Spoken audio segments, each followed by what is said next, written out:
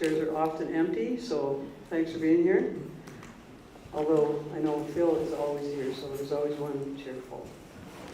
Special welcome to you. So I will call the meeting to order of the regular council meeting of February 27th, 2024 to order at 6 p.m.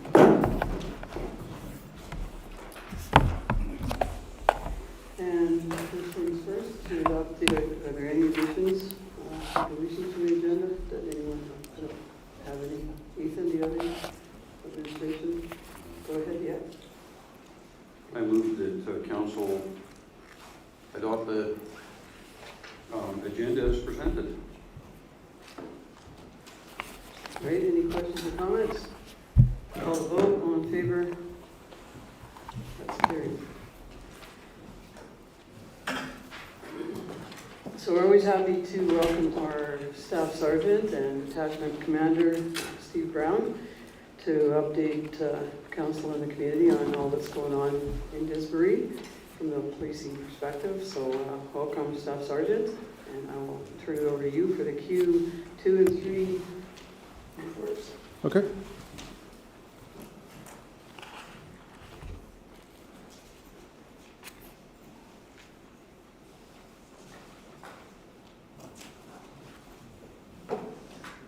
When she's ready.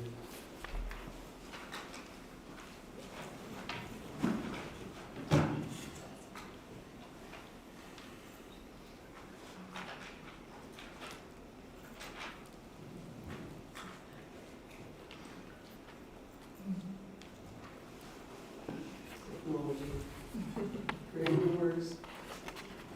Thanks, Jocelyn.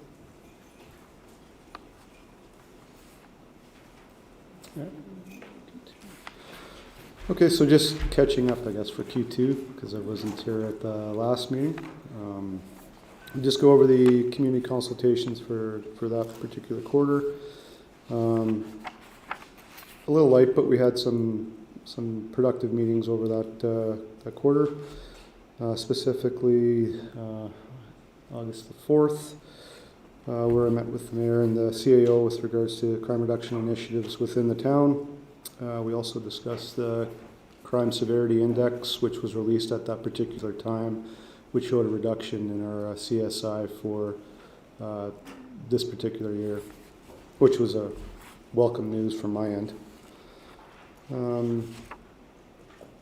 We have members present for the Days of Your Outdoor Living Historic Museum Festival.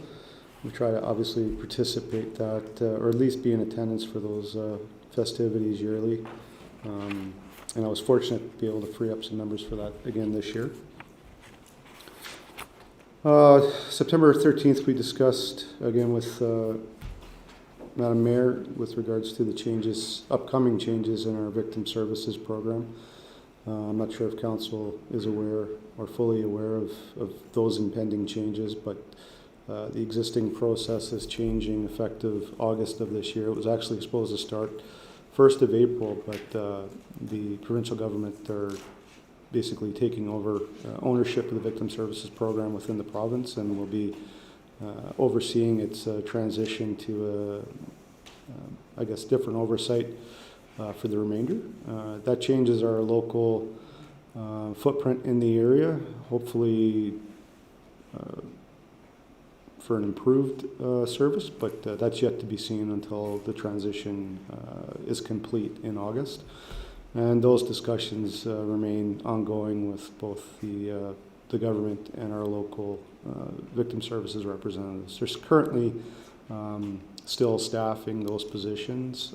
They're being put out for bids and for jobs applications. And until those positions are full and staffed, we won't have really a comprehension as to how great it will affect us in what capacity. So hopefully I'll be able to provide an update toward the end of the spring as to where we stand with regards to that transition. Under our priorities,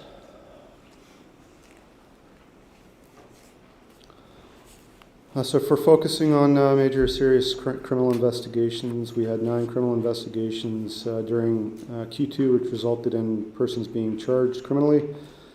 The 13th of July resulted in adult female being charged for uttering threats and disobeying court orders. October 1st was a fairly significant investigation where we charged an adult male out of Calgary for child luring. That individual was a minor.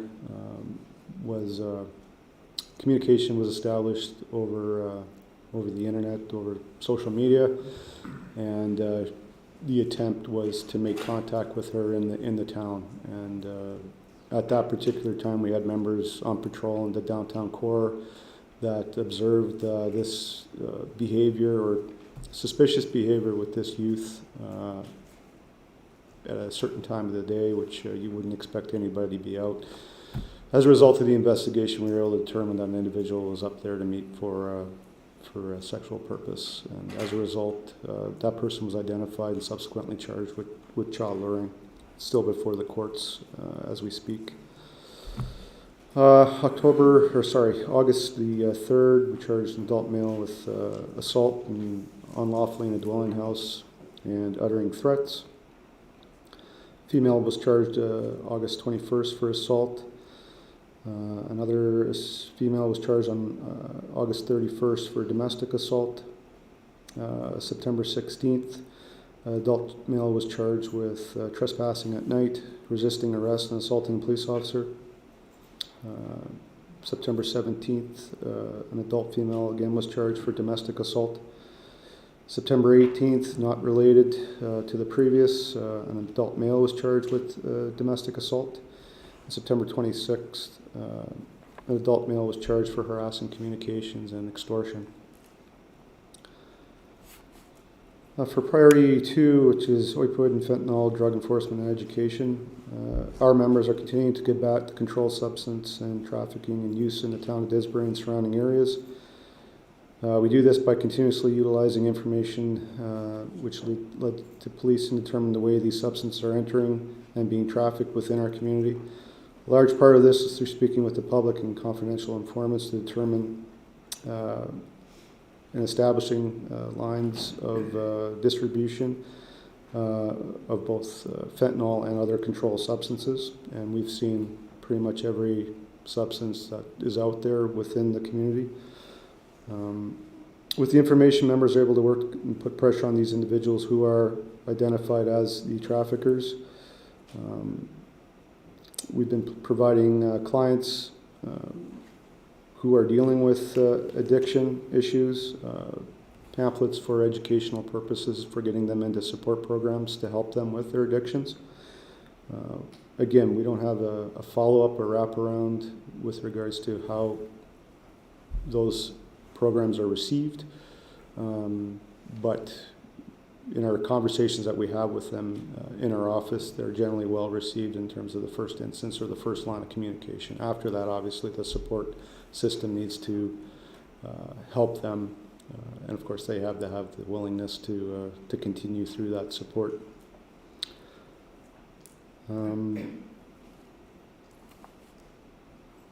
And we also utilize our victim services with regards to any follow-up or support that they require for community outreach programs as well.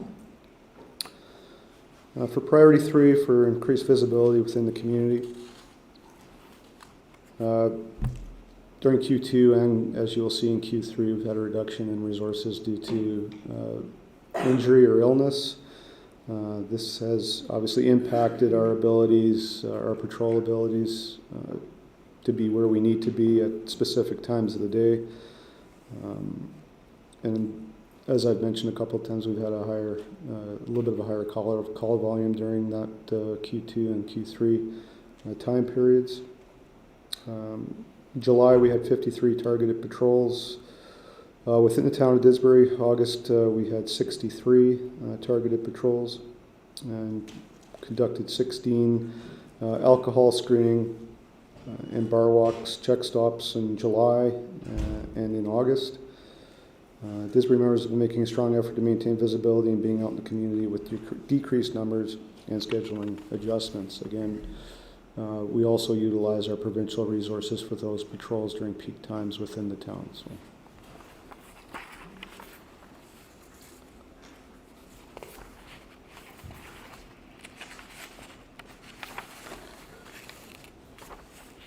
If you want to pop over to the staff, yeah, you can listen to this.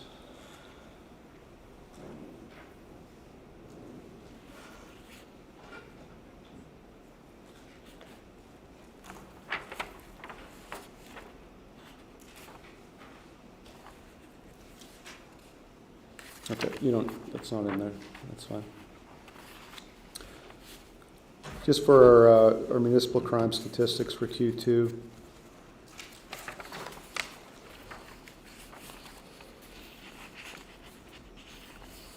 Overall, and that's across the district, Southern Alberta district, we've seen a reduction in overall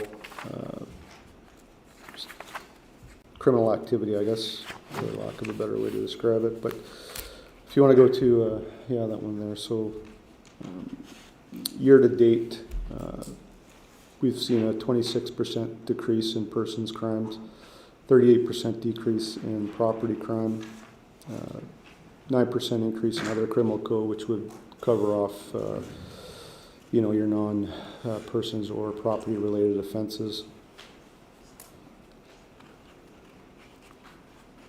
And pretty consistent on the reduction. You do have a couple of peaks being provincial traffic, and that's generally through increased enforcement. So with our traffic partners out of Airdrie and Innisfail traffic units, we're able to maintain the presence and enforcement on our highways and within the town as well.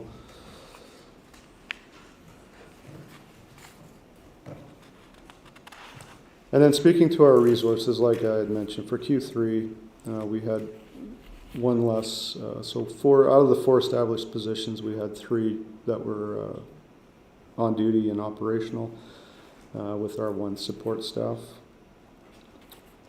This again changed, of course, for Q3, as we'll get into in a minute. But overall, that's essentially a snapshot for Q2. If anybody has any questions or comments with regards to that.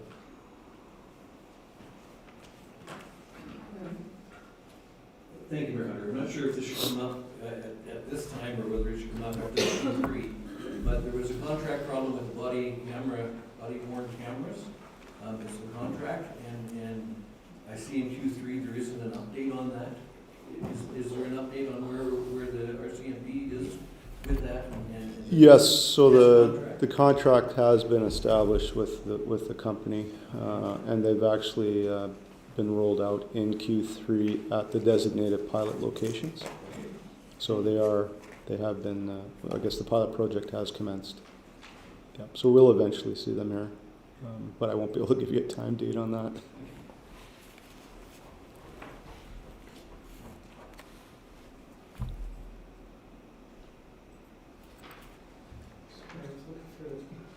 The other part of the report that's in my computer, but go ahead, Councillor and Deputy Mayor.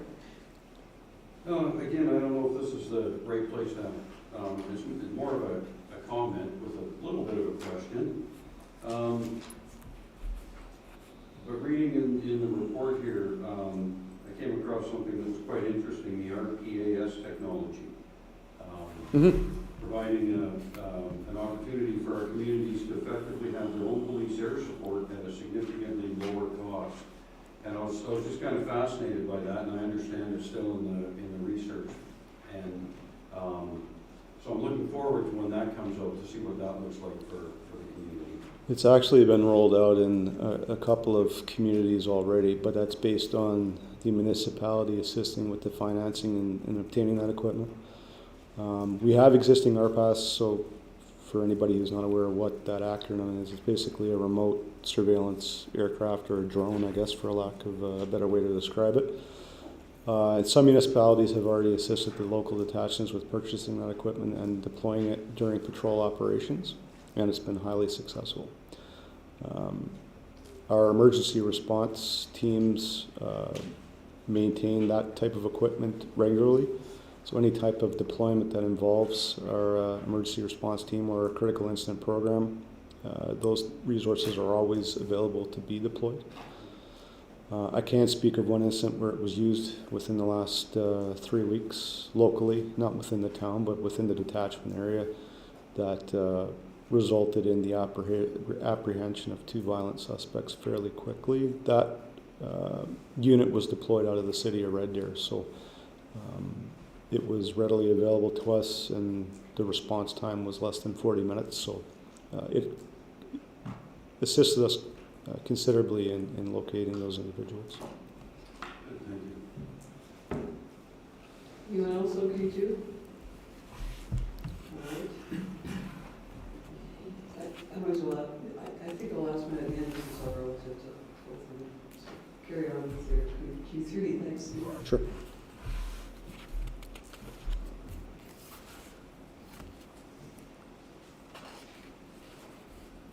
So again, our community consultations for Q3 are generally consistent throughout the regular quarter meetings with both the mayor and the CAO, but a couple of additions was the RCMP 150 celebration dinner that we had in the middle of October, where the detachment members were hosted by the town in honor of the 150 anniversary for the force.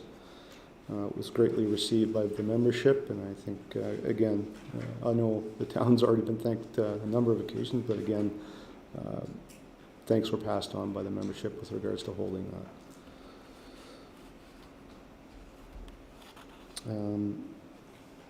In November, Carstairs Enhanced Policing Officer Brian Walkie attended Ross Ford Elementary School in Didsbury, participated in the annual Remembrance Day ceremony. Again, that's an agreement that I have with utilizing that particular resource to come within the community to speak to our schools, our student bodies, and it is well received both by the schools that Brian presents at. November 8th, myself and Constable Anderson attended the Bethany Care Center in Didsbury for their Remembrance Day ceremony. We were there for a couple of hours, spoke with the residents there, and again, it was well received by both the residents and surviving veterans who also reside there. On November 11th, 5 members of the detachment attended the community Remembrance Day ceremony at the Zion Church in Didsbury. So for our reduction resources, we were able to continue up those community events despite our reductions. And that's members giving up their own time to do that. So it was greatly appreciated from my end. With regards to our priorities, priority 1, with regards to major serious criminal investigations, we had 9 criminal investigations that resulted in persons being charged. October 10th, adult female was charged with possession of methamphetamine. October 24th, 1 adult male was charged after a pretty significant operation within the town. They were charged with possession of a firearm, possession of a weapon for dangerous purpose, possession of stolen property over $5,000, and possession of counterfeit currency. October 27th, we charged an adult male with theft of a motor vehicle, dangerous operation of a motor vehicle, and failing to comply with release conditions. November 1st, we charged an adult male who was an employee at the Bethany Care Center for assaulting one of the residents.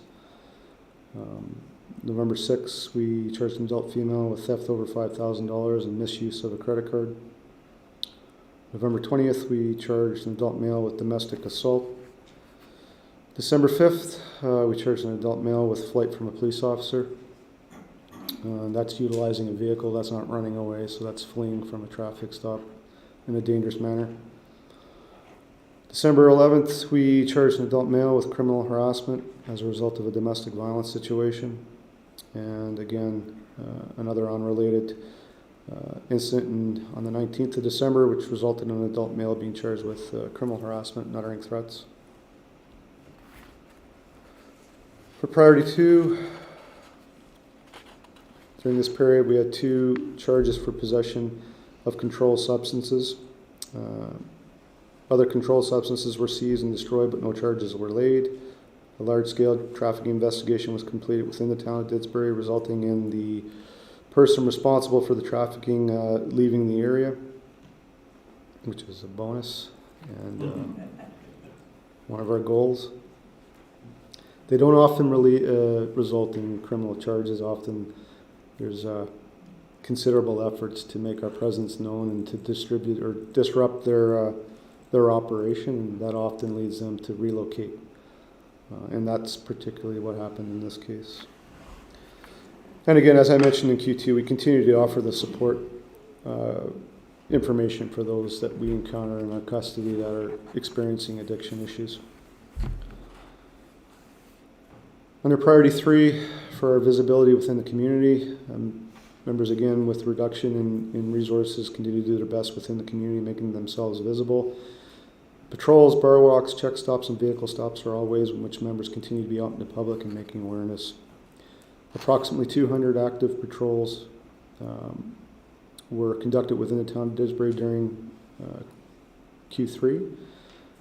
Impaired driving check stop involving Didsbury members and the Innisfail traffic unit was conducted on November 19th at the intersection of Secondary 582 and 20th Avenue. Over 150 vehicles were checked during that operation. Of those 150 vehicles, every one of them was checked for alcohol through the mass alcohol screening. Pleased to say that nobody was sanctioned for impaired driving. So that was another positive outcome. As mentioned, November 11th, we had 5 members participate in the Remembrance Day ceremony. December 8th, we had 4 members present at the CP Holiday Train event, which had a great turnout by the public. We also worked closely with CP Police and Didsbury Municipal Enforcement to ensure crowd safety and to manage the traffic within that time frame. 15 violation tickets were issued during Q3 for moving and non-moving offenses, and 1 immediate roadside sanction, not associated with that check stop, of course.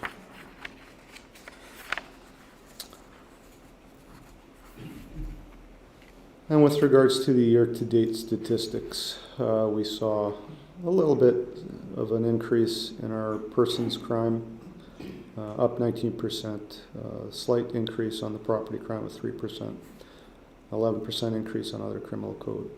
Criminal code traffic, as you can see, was a significant increase through 163%. 21 occurrences over 8 from the previous year.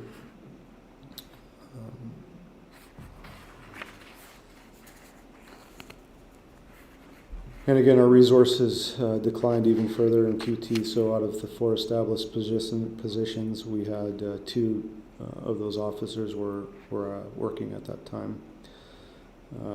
That was due to injury or medical leave, and our support service was fully established.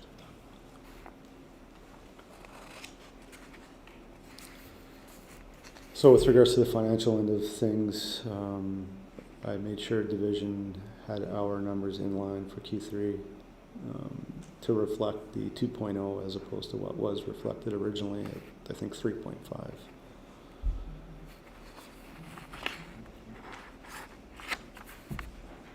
That's it for Q3. If there's any questions. Can you just go back to the staffing union versus page 10? That was good. Maybe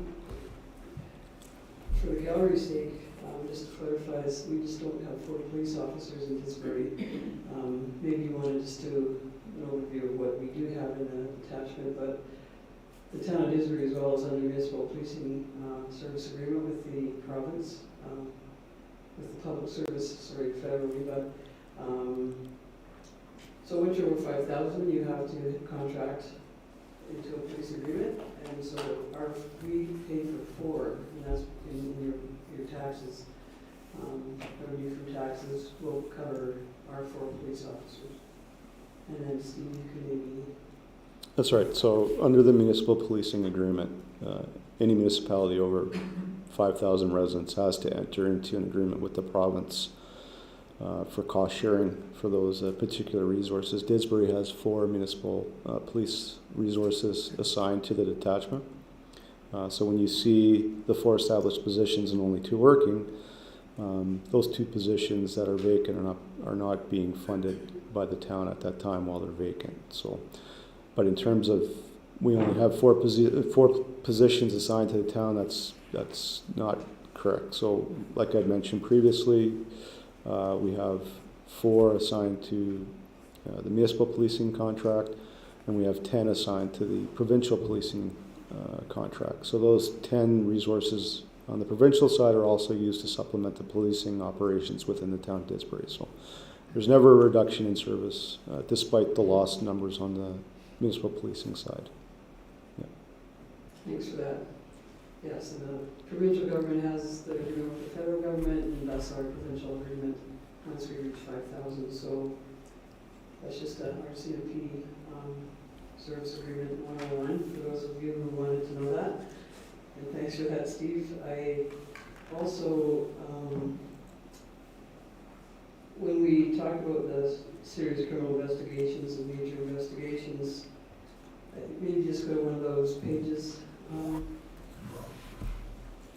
We're very lucky and thankful to have the detachment in Missouri. Our 14 members working out of there, and don't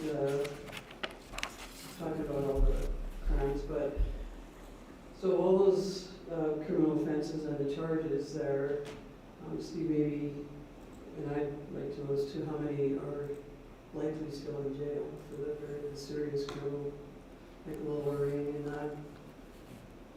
running the police officer with a vehicle, and how many would still be in jail? And maybe you don't know that. Out of the 9? Sure, out of these 9, because there's another 9, I think, on the other page, but I would suggest out of the 9 for Q3, there's potentially only 1 in custody. and I bring that up because it's the police do the work, they get the arrest made, they get the people charged, and they go to court, and then they're back up. And that's right now the way our bail system works, and I think it's noteworthy for all residents, all Albertans to know that and to pay attention to that, as to all the work we get done, and then the release part of it is, I'm not going to say simple because I haven't been there, but it's much easier than maybe it should be. Well, the current focus of the justice system is well, it always has been public safety. So the emphasis is on incarcerating repeat violent offenders. And, when you look at Q3, for example, you've got the possession of a controlled substance, you've got property, you do have some violence related to domestic or, other types of violence, but unless those are significant repeat offenders, in this day and age, we don't fare well in terms of ensuring that they're remanded to custody, and if they are, it's for a short time. That particular offense with regards to the firearm offense, which ended up in a fairly visible police presence in the downtown core, again, that was somebody that didn't reside within the detachment area, that was an out-of-towner. So, and again, that's something to pay attention to as well. It's not always the offenders are from the community, Right. which we find quite frequently. Thanks for that. And I just have the one, I think, well, I certainly watched a few shows on it lately about the vehicle theft and the criminal organizations that organize those and run them and get the vehicles where they're going. And we used to have a real problem in Disbury 2015 or 16, so I'm just wondering how we're faring now with, I don't see anything recorded for vehicle thefts and attempted theft or whatever it might be, so I would interpret that it's certainly improved here. Yeah, I mean, again, the October 27th is a theft of vehicle from the community, so that's the only one that I'm aware of. In terms of the number of occurrences that I've experienced since I've been here, I would suggest it's certainly lower than some other communities. And I think that's through education and awareness for, residents not to leave their vehicles running with the keys in the ignition, as was experienced, like you said, during that time frame of 15 and 16, we encountered, not here because I wasn't here, but in other communities we experienced a high volume of vehicle thefts for that exact reason. People left their vehicle running unlocked, unattended, with the keys in the ignition. Or in close proximity, within the vehicle. So again, there's been a significant education initiative put forth over the last 5 or 6 years to drive home the fact that if we can eliminate the opportunity for these thefts, then we also reduce residual criminal activity after the fact, because 7 times out of 10, if we get a vehicle theft within the community, we're usually on it fairly quickly, but then that always results in other criminal activity occurring, whether that's through a pursuit or, other types of theft, because they're using the vehicle for another purpose other than, going home or going to the grocery store. It's usually for other criminal activity. So when you reduce that opportunity for offenders, it generally reduces crime in other areas. Any other questions or comments? Mr. Beswick? Thank you, Mayor Hunter. I was just wondering how we work with the Sheriff's Department. Do we share resources and that? Are they people delegated to Highway Patrol? I've never seen a sheriff's vehicle in town, so I'm wondering if there's some kind of mutual cooperation and you could draw on their resources if required. So the short answer is yes. I can draw on them if they're available. Again, they're tasked, and their operations have changed a couple of times over the last 4 or 5 years, where they've been an integrated unit with our highway traffic units to a standalone unit, which is what their current structure is right now. Before, we used to be able to communicate via our own communication systems. That's not the case anymore. However, that is changing again. So in short order, I would expect that we'll be able to communicate them with ease as opposed to going through their dispatcher communication center. But we have a great working relationship with the sheriffs, specifically out of Airdrie, who cover this particular area. And they are up here. And if you don't see them, that's a great thing. But if you do, it's generally because you're being stopped. But they're always up in the area, and I've utilized them within the last, the last quarter for sure, on specific targeted traffic operations. So, yeah.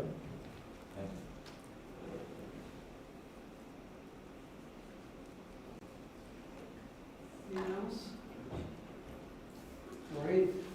Well, thank you again, Staff Sergeant Brown.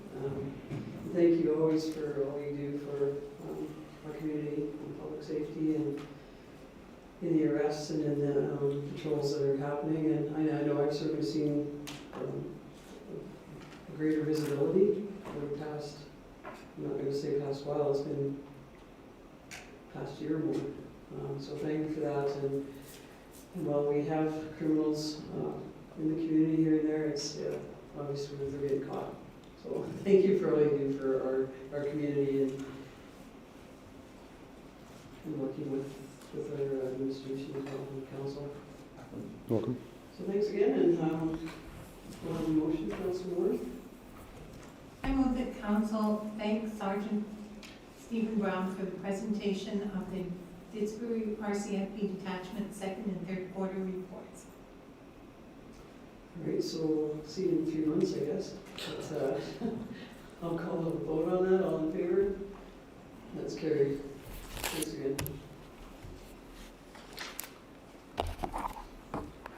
We have the minutes of February 13th, 2023. Motion? Deputy Mayor? I move the council accept the February 13th, 2023 regular council meeting minutes as presented. Any comments or questions on the minutes? Roll call vote then, all in favor? That's carried.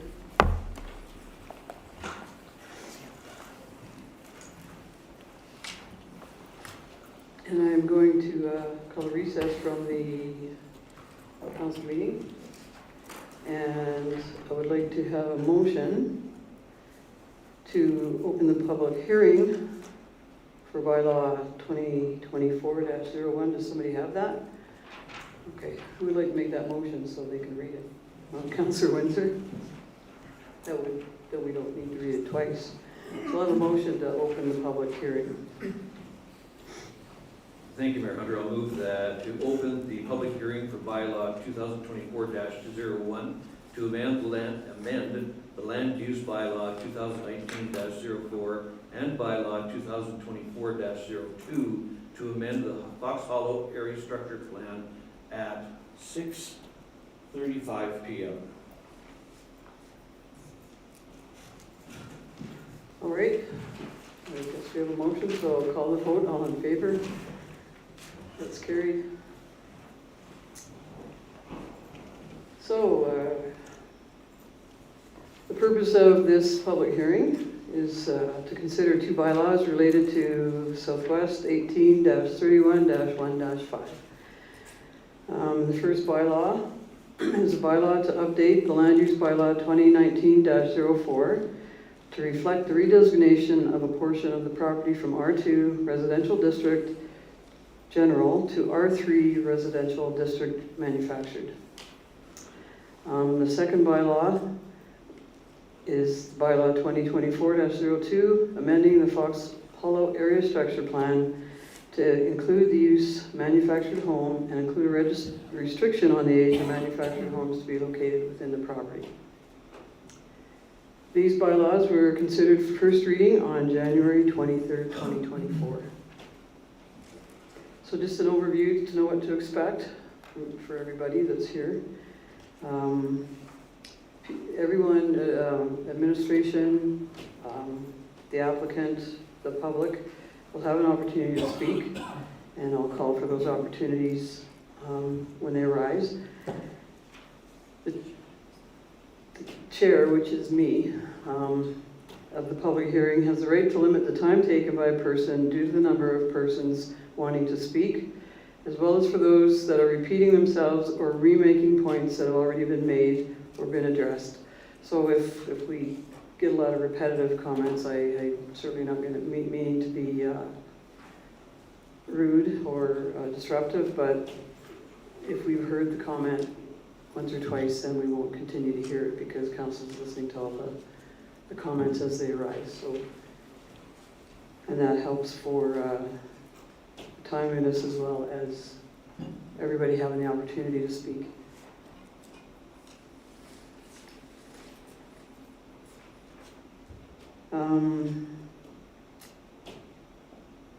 When questions are asked, I'll entertain the question and direct it to where it needs to be. So you'll be aware of what happens there as well. And the agenda format is that administration will speak first in introducing and providing an overview of the proposal as it relates to policies and regulations. And it includes an overview of feedback received by the Town of Disbury administration. The applicant will then have an opportunity to speak to the proposal and provide any additional information. Council will be given an opportunity to ask questions, and then the gallery will be given the opportunity. And we first take comments from those in favor, and then we take comments from those opposed. And we continue on that cycle, so there will be opportunities to speak, council and administration, applicant, gallery, as we move through the meeting. And once we have once council is satisfied that they have sufficient information to close the public hearing, they may do so by passing a motion, but they also have the opportunity to adjourn the meeting if they request administration to bring back more information.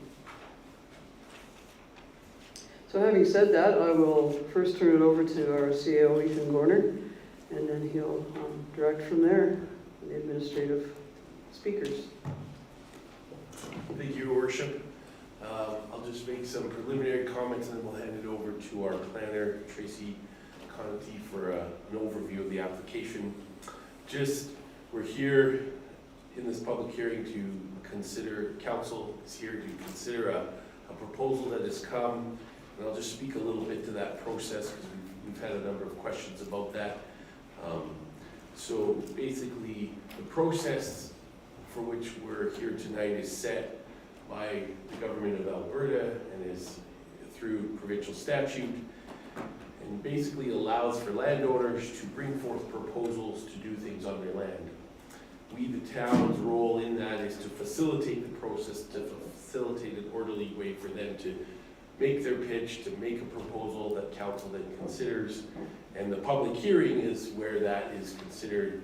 And also, as part of that process, and it's an integral part of that those affected by any proposal have the right to come and be heard and share their input and perspective with regards to any proposal. And so this public hearing portion, we did receive the application a while back. It was brought for first reading as per provincial statute about a month ago, which then led to the scheduling of this public hearing. Again, just to clarify, this isn't a town proposal, this is coming from a landowner, and the town's role is simply to facilitate that proposal to be considered by council, as well as to facilitate a process so that the public who are affected by that proposal can come and have their voices heard and be considered by council as part of that process. Council considers all the information that is presented at the public hearing, both the information about the proposal itself as well as any comments made as part of this public hearing, and then afterwards makes their decision based on that information gathered here tonight. The one thing I'll just will also note is just a reminder that those who are attending the public hearing, if you're able to make sure you sign in there. There's a form there because we do keep a record of the people that participate or attend a public hearing. So with that, that's just a little overview of why we're here tonight. And again, we welcome all that are here to participate in that, and we'll turn the time over to our planner for the presentation of the overview of the application and proposal.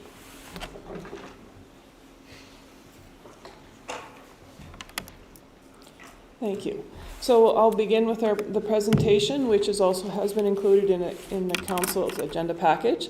So as been outlined, this is a public hearing, and it is to discuss two separate bylaws that are part of one property. One is for a redesignation application, and one is for an amendment to an existing area structure plan. Next slide, please. So here we can see this is just an outline of the subject property, and it is outlined in orange in this image, and in the northeast corner of this property is the location of the town cemetery. Next slide, please. So here, this slide indicates the location of adjacent landowners that were circulated for this public hearing and notes where the objections came from that we have received. It also shows the zoning of adjacent properties. So as we can see here, urban reserve to the east and to the south. We have residential large lot to the south, some R2 zone parcels to the west, R2 and R1 residential parcels to the east, and there are some R3 residential manufactured properties to the north and to the west. Adjacent landowners had a number of concerns with this proposal, and as outlined in the report, administration did provide a reply within the report. So I'll just give you a brief overview it's just a list of the objections and concerns that the neighbors had. So they've indicated there is a possible negative impact on their current quiet lifestyle. There's negative impact or potential for negative impact on the wildlife within the coulee, within this property. There would be a negative impact on property values within this area. Concerns with parking with the future development. potentially clogging up the streets by having on-street parking. There's concerns with the development next to the railway. As we can see, along the western boundary of the subject property is the railway. Disturbances to the coulee from a potential road extending into the southern part of the property from the north down to the south side. Increased development adjacent to existing homes. As we can see, to the east and to the west are homes that are lots that are already developed and people reside in those areas. There's impact on, it does not seem to be cohesive with the communities directly adjacent to it. Concerns with the proposed location of a storm pond, lot sizes and road configuration and buffers. There have been concerns developing the area with a variety of housing types would be more effective, or a comment to that point. Concerns that the area proposed for the redesignation is too large. The large area decreases the availability of a variety of housing types. The location of the proposed storm pond is, as I've indicated, a concern, and an individual has indicated that there's a request that council reject the location of the proposed pond. And then lot sizes, they seem to be too small. So like I indicated, this is just a brief overview of the concerns. It's a theme amongst many of the adjacent landowners. And the concerns were included in your package for review so that you could see their written responses. So in reply to those number of concerns, the ASP does outline measures for environmental protection within the coulee area, and it would be in the form of either environmental reserve or municipal reserve. That has been outlined, and that would become part of any subdivision application in the future. And then that would help to maintain the integrity of that coulee complex. Any development adjacent to railway will need to comply with the guidelines for new development in proximity to railway operations. This application was circulated to CP. They did not respond. Generally, they would respond once we start to see development to ensure we are and the developers are aware of those guidelines. The proposal for redesignation in the northwest corner of the property is directly adjacent to current developed R3 properties directly to the north. So that shows that the applicant is proposing to continue something that's already there south into this property within the area structure plan area. This is a proposal for the consideration of redesignation and only the redesignation. Concerns and ideas and consideration of lot sizes, roads, storm ponds, etc. will be done at the subdivision stage and further at the development permit stage. At that time, there is a much more detailed review of any submission brought in, and that is reviewed at that time. Redesignation is not considering the entire area, and some of the area will be remaining with two other zones, so that does allow for another variety. Yes, we are changing some of the area to be R3, but we're not changing the entire area, or not we, the applicant. And redesignation, as I've indicated, is showing to the north. The property proposed area is at the request of the applicant, and as the property is developed, further information will be required, as I've indicated, at the subdivision stage. That's where we get much more detailed information. And also, I'd like to point out that the intent for the future development of this area is for a phased approach. The intent is to develop the north portion directly adjacent to the cemetery, and then future moving south and east within the property. But initially, the development will be confined to the northern portion of the property. As outlined in the plan, the storm pond location is considered proposed at this time. During the subdivision stage, a stormwater management plan will be conducted by the qualified professionals, and the qualified professionals will be giving requirements as to where the best spot is for a storm pond, and the consideration of what the neighborhood has pointed out will be a part of that review at that time. So next slide, please. So here we're looking at the area for the land use amendment. So we can see here the two areas that are proposed for redesignation. And I'd like to also indicate that the intent of this application for redesignation is to redesignate those two areas And the applicant is intending to create a manufactured home subdivision. What that means is at the stage of subdivision, there will be individual lots created within this redesignation area, and it's within those individual lots that a manufactured home may be placed. So this is not intended to be a mobile home park. We're looking at the future of it being a manufactured home subdivision, which would be in alignment with the way the property to the north and those lots to the west currently are right now. Next slide, please. So this is an image on the right. The map shows the proposed area for the change to R3, and the image on the left is showing what's currently in the area structure plan. So this is part of the amendment going forward. We'll be amending the image in the area structure plan showing where R3 properties would be within this area. And as indicated earlier, the applicant has also indicated that there will be a restriction added to the area structure plan, and the restriction is indicating that at the time of a development permit application, a mobile home shall be no more than 5 years old at that time. So that will bring in a bit of restriction as to what some of the units would look like coming in. In the area structure plan has also indicated that there is town servicing to be connected at the north at 18th Street. There will be the opportunity also at 12th Avenue and to the west at 7th Avenue. Next slide, please. So these are Google images. What I tried to do is just capture some existing manufactured home subdivisions here within the town. So this first slide is showing you those lots that I've been speaking about that are directly north of this proposal. So 18th Street would be continued on into this proposed area, and then that's where we would see a continuation of the R3 area to become R3 subdivision lots in this area. Next slide, please. So this is another manufactured home subdivision here in town, and this is just a bit north of the hospital. So it's just showing, this is a cul-de-sac, and it's just showing a bit of a variety of the types of units that could be located within the manufactured home subdivision. Next slide, please.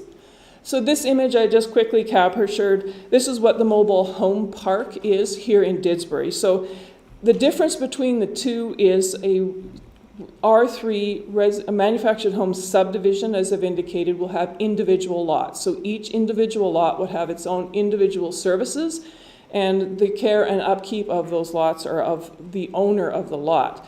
When we're looking at a mobile home park, generally you have quite a large area, and then there's areas or parking spots for the mobile homes.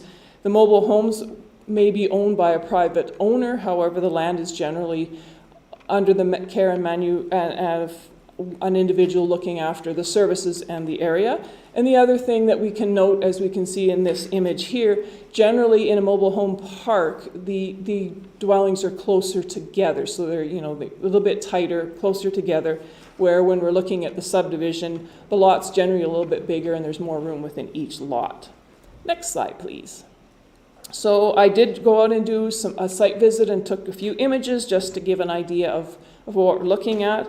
So this first image was taken from the north part, looking a bit south towards where the cemetery is. So I've just indicated there with that little blue bubble that where the cemetery is. So as we can see, it's an undeveloped area, and that's what we're considering the future redesignation. Next slide, please.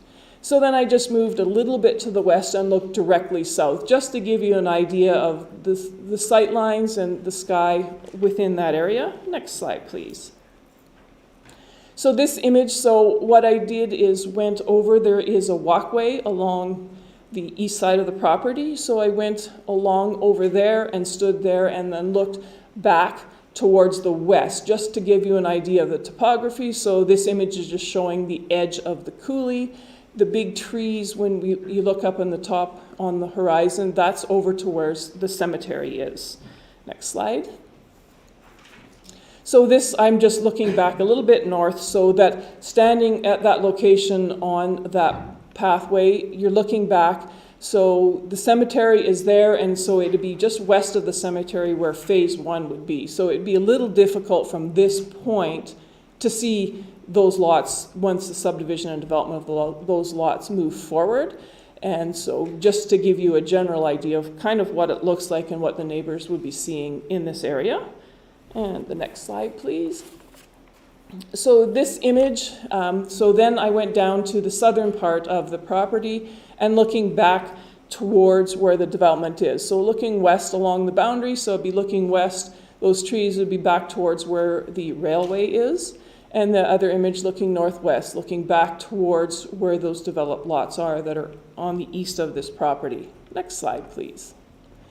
So this is a review of the policies in our municipal development plan. So our municipal development plan have policies that indicate future residential development should be within the areas indicated as residential within the maps within our MDP. And it goes on to say that the town will ensure the provision of a variety of housing types and styles to meet the diverse needs of our community. And that is what the applicant is doing here, asking to add another zone within the property to allow for the future subdivision and development of a manufactured home area. And as we can see here under 3.3.2 from our municipal development plan, manufactured or modular homes are types of dwellings that are supported for development within the community. Next slide, please. So as I just spoke about, the maps within our municipal development plan have broken the area up for different types of development within the town. So in each image we can see here, I've shown where the property is, and you can see it's well within the area identified for future residential development.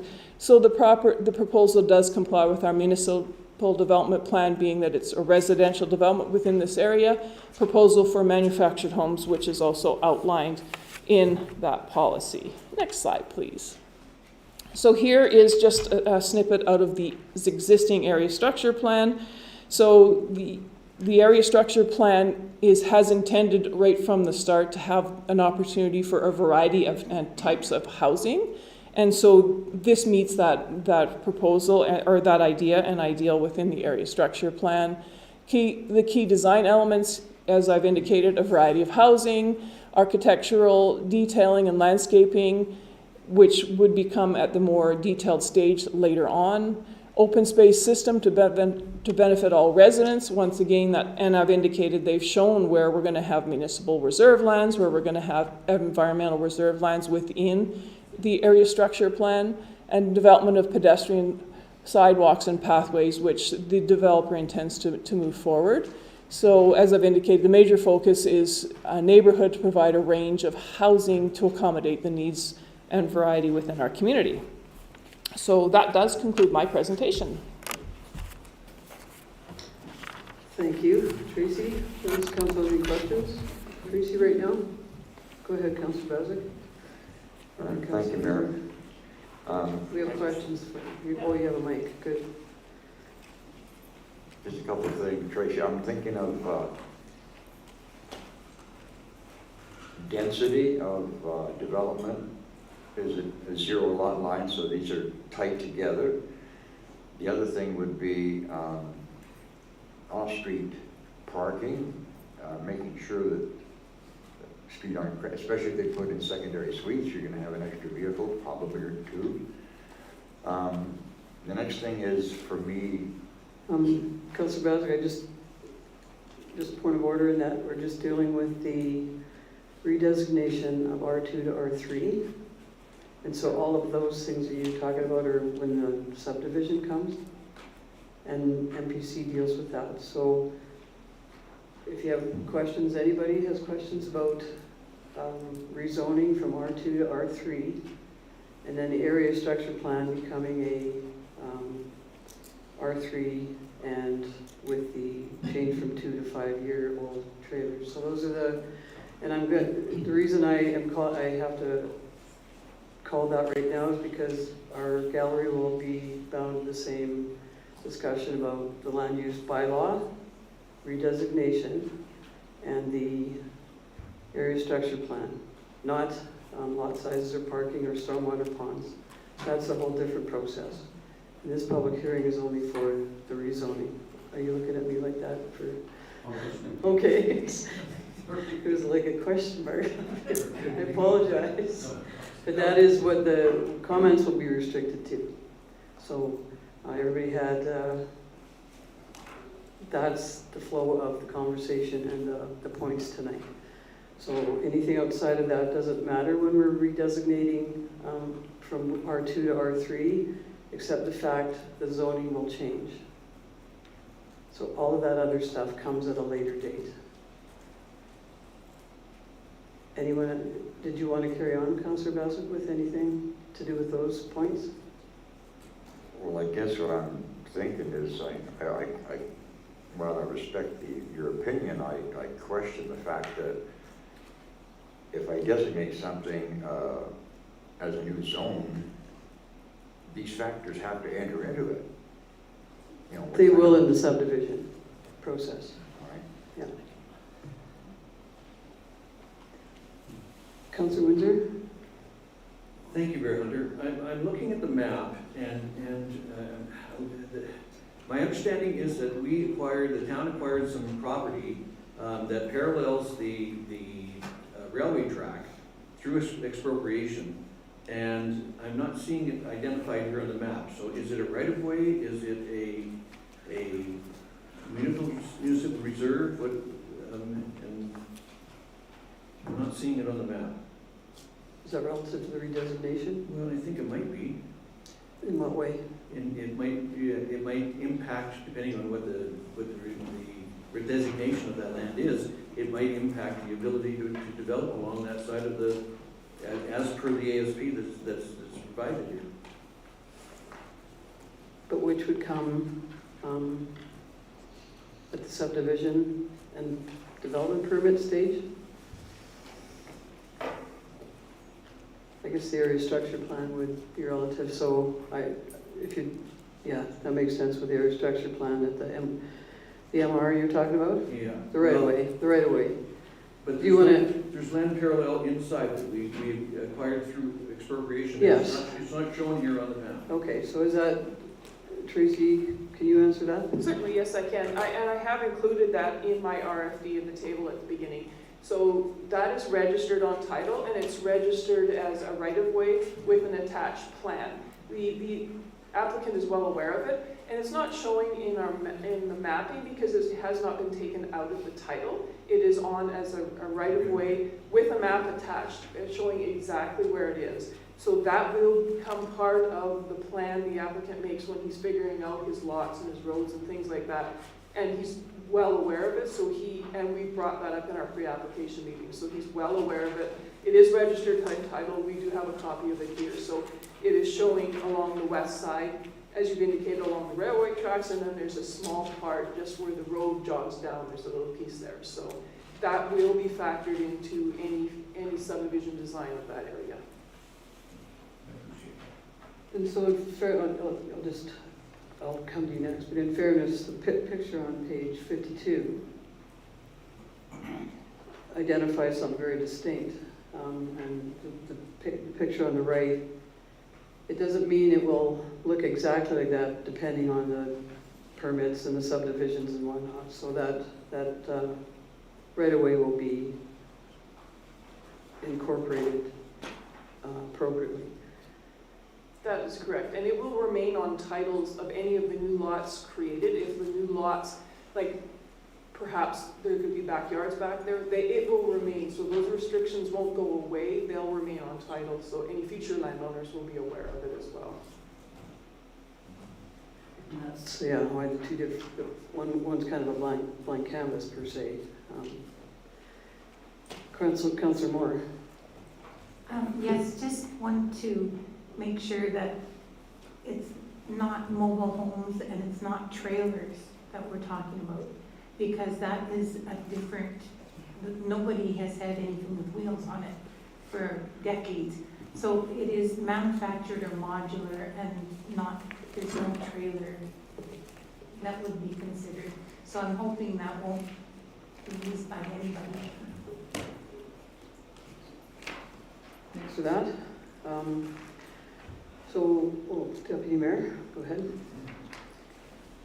So in this type of redesignation, I'm still trying to, I think this is the Cooley I'm looking at here.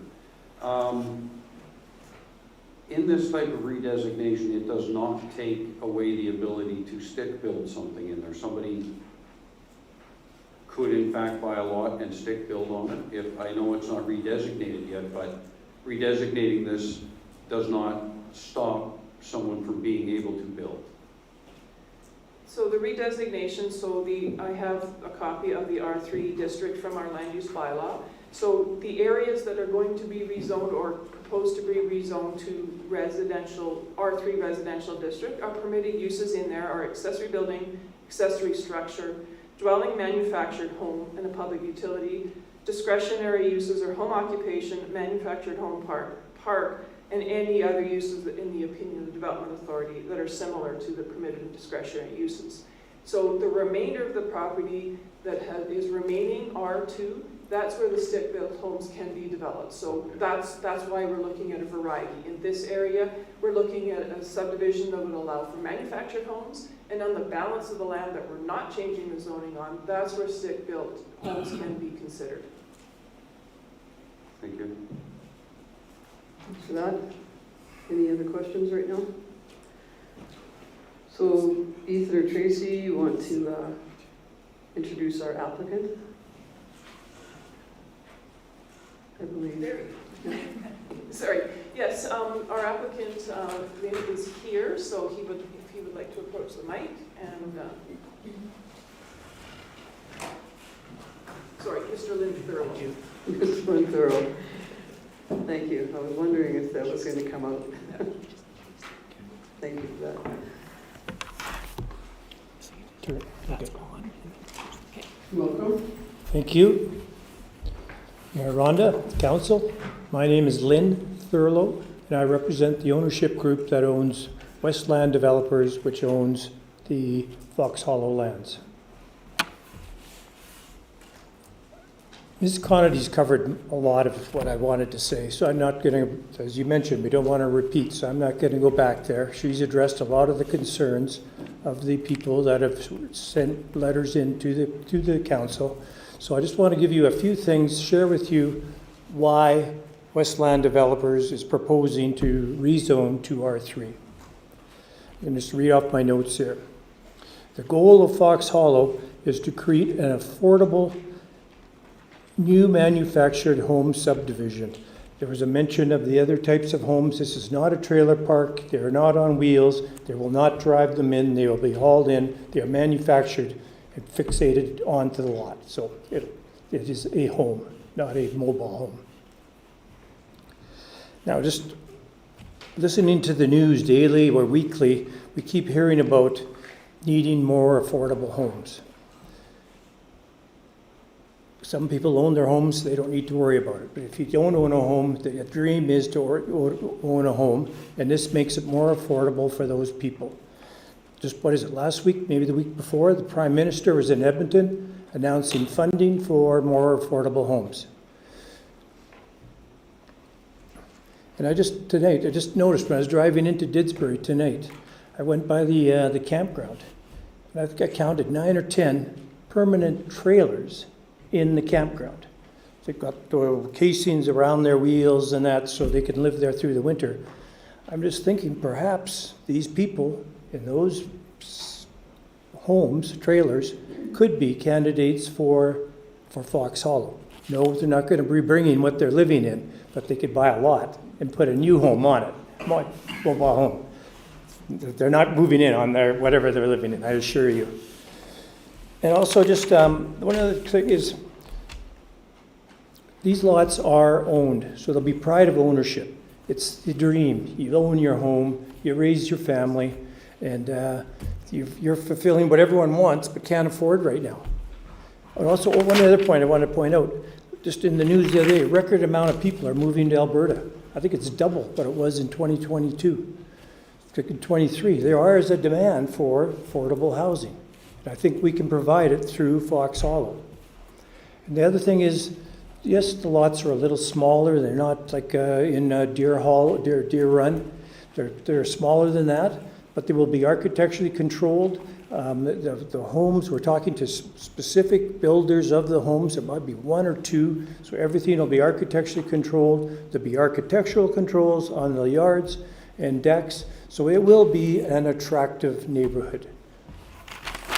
So I guess in summary, I just want to say, I just want to back up 1 sec. Of the applicant, or other people that did respond to the notice that went out for first reading, I did speak, Mr. Mark Howden called me. And I did speak with him, and his concerns are not we're discussing tonight, but we appreciate what he had to say, and would be more than accommodating to do what is physically possible for us to do to alleviate the concerns he has. Can't promise everything, but we can certainly make things hopefully more appealing to what was presented. And in summary, I just think Fox Hollow is going to be a great addition to the town of Didsbury. Thank you for letting me speak. Thank you. Any questions? Right now? No questions right now? Thank you, though. Thank you. Yes? I don't think I turned it off, but anyhow. Probably be left on right now. Kind of muffled it. I can turn off the mic.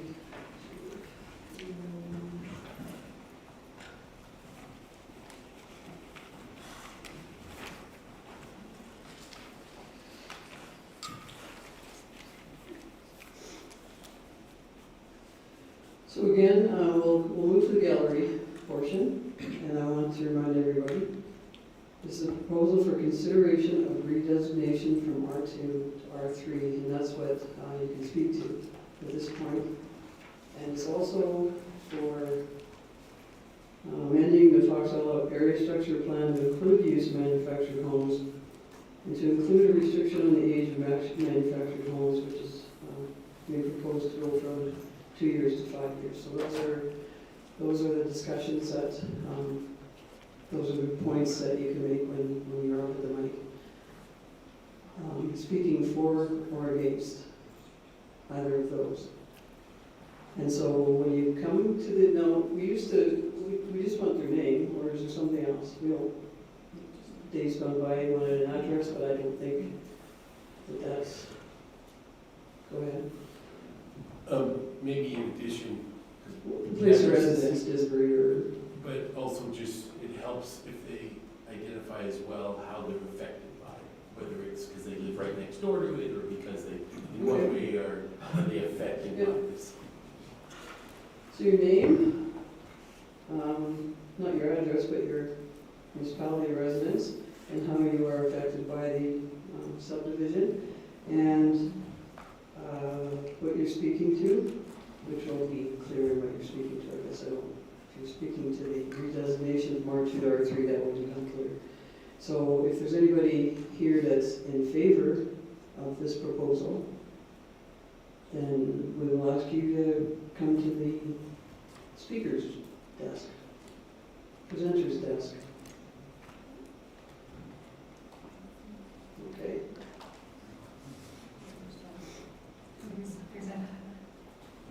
Sorry, it's my first time. Did you see, did he have a stand up? Yeah. Oh, I'm sorry. I was just looking for someone to stand up, so go ahead. I mean, there might be more than one, but. Hello, Mayor and Council. My name is Bailey Kinghorn. I'm out of Okotoks, Alberta, but I'm here on behalf of my grandparents, Patty and Paul, who live directly adjacent on the end of 7th Avenue. We are in favor of this, however, we do have a concern. Our only concern is the circulation map. We're asking if this is an up-to-date map outgoing right now. As of right now, it shows our neighbors as a large lot resident, and it shows us as an urban reserve, which we were wondering what an urban reserve actually is.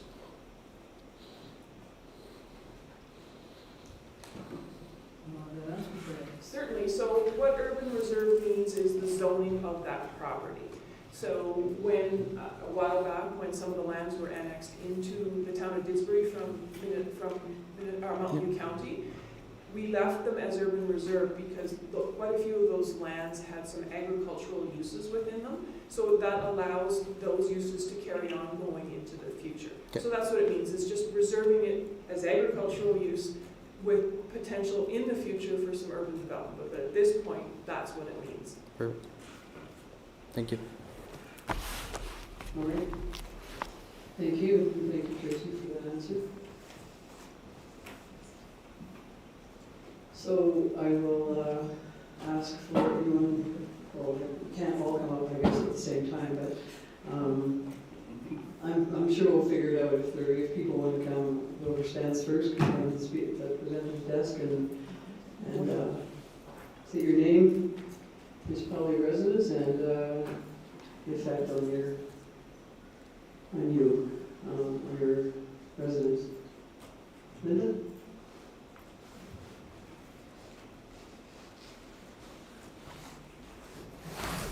Linda Pruitt, 2014 20th Avenue. How I'm affected by this development is the increase of our tax base. As we all know, in Disbury, the north and south have been growing their communities, and Disbury, I understand, has actually shrinked in their community population.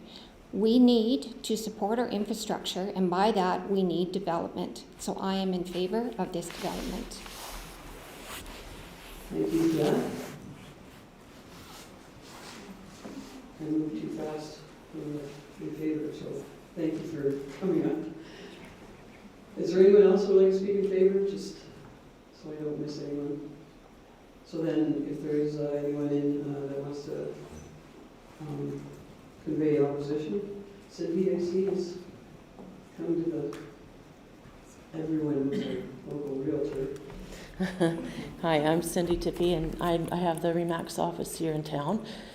And I'm just going to go through a few things that have already been heard, but certainly we have a supply and demand issue happening right now. There's a inventory crunch, and affordable housing is something that we really all need. So having a good quality affordable housing project is something that the town is really going to benefit from. So I fully support this project. Thank you. Thank you. Cindy?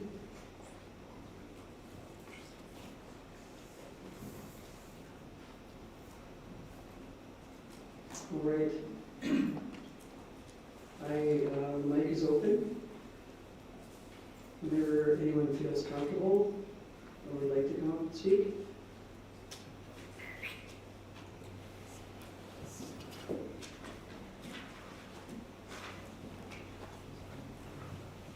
Maybe so I don't miss anyone, just say if you're in favor or opposed, because if it does, just go back and forth. Yeah. I'm okay with that, it's not something so Absolutely. My name is Mark Howden. I'm the one that Lynn had discussed that him and I did have a conversation.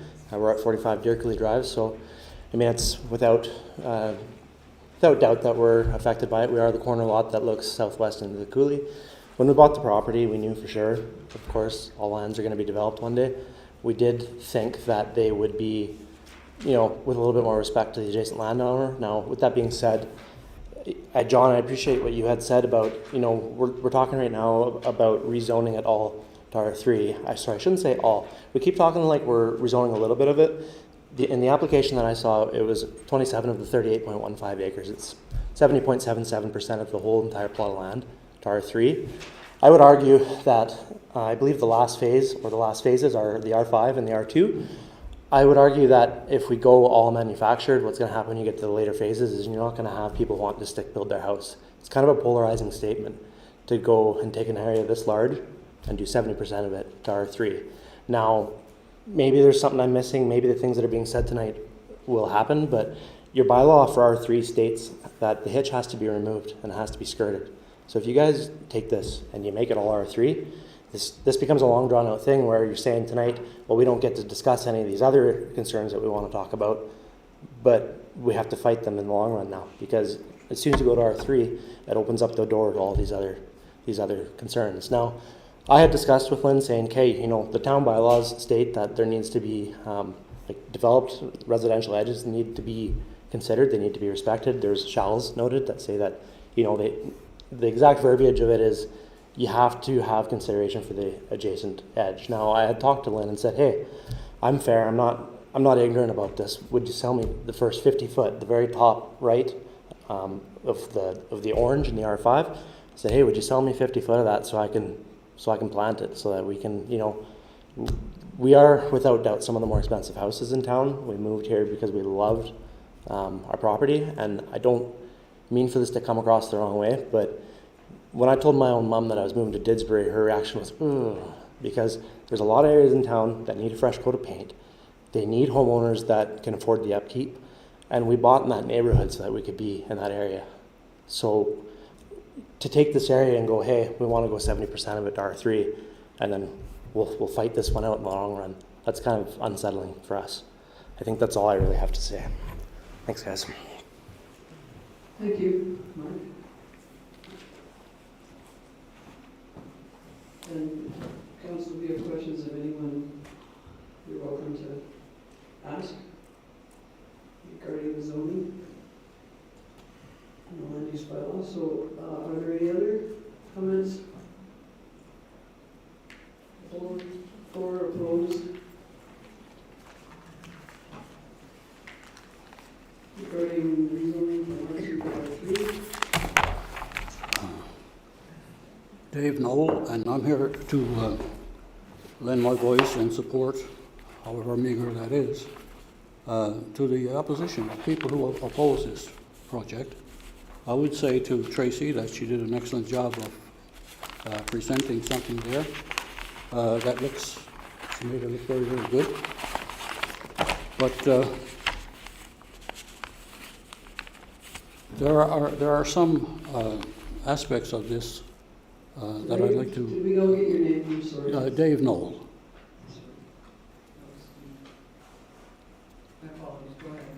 So I understand there are a lot of letters that have come in on this, so we don't need to go over those again. I just want to make some comments to address some questions and assumptions that have arisen as a result of the objections that I made on an application for redesignation, and it's come to my attention that there are some assumptions that need to be addressed. So, first of all, Canadians also want the American dream, especially as it relates to housing and the space around it. Space is extremely important to the aesthetics and enjoyment of a house. That is why people who live on acreages in Bearspaw continually oppose the subdivision of their acreages into smaller acreages. And it doesn't really matter which area a person bought into. It can be a large acreage, small acreage, designated R1 neighborhoods or R2. Space is an important part of the American dream of home ownership. And that's what's involved here. To be clear,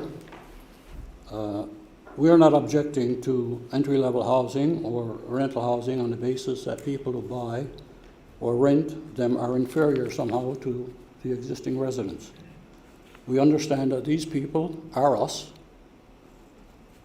at a different stage of achieving the dream. We object to having less land per dwelling unit than existing dwelling units which surround them, because it diminishes what we have achieved. It robs us from what we have achieved. And that's the case with this former speaker who bought into an area, built a big house, because he was comfortable that what he bought into was part of his dream. And having developers or people who owned land and bought land that was designated R1 or R2, and then wanting to redesignate it after the surrounding houses have been built, it's really not appropriate. Those who have not had this happen to them, and I understand the magnitude of the effect it can have on people, and those who have not had it happen, they may say that they understand. It's happened to me. They understand why we are frustrated, and they probably didn't think much about it. The reason is not that we can't have what we want when we want it. That is life, and it has been part of most of our lives ever since we were born. We can eliminate that frustration for ourselves and by ourselves. this here is different, as in the case of the development that's going next to me. It's different because this is not something we can't have. It's different. It's something that we already had, and government, with the help of someone, a government is helping someone to just take it away from us. Number two, actually, it is something that we can change for others, not just for ourselves. And three, this is the result of a system or procedure. And I understand from Ethan that it's provincial procedure. But it's a procedure that deals with applications in a built-up area that discriminates against a resident and is biased in favor of the applicant. Those of us who already own a house are not the reason there are those who don't. We are not the oppressors, and they are not victims.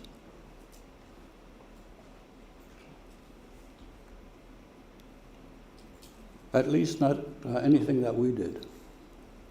Government should recognize the cause of the housing problem, and they should also recognize that it will not be solved by making victims of those who already reduced the extent of the problem by buying into the market. Property owners should not have a right to do what they want to do with their own property if it interferes with the enjoyment, the pleasure, and the interests of other property owners in the surrounding area. It is easier for you to agree with this position if the property owner who wants to change the character of the area does not live in the neighborhood and or is not doing so to fulfill his dream of home ownership. And no, my position on this would not change if I was on the other side of it. We are aware, most of us, of being concerned about something that hasn't happened yet. But as one councillor started to approach tonight, if we don't know what's going there and we just allow it carte blanche by changing a subdivision designation,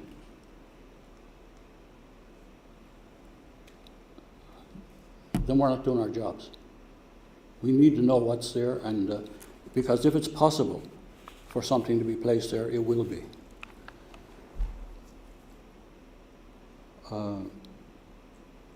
It seems prudent that we do something even though we don't know what's going there.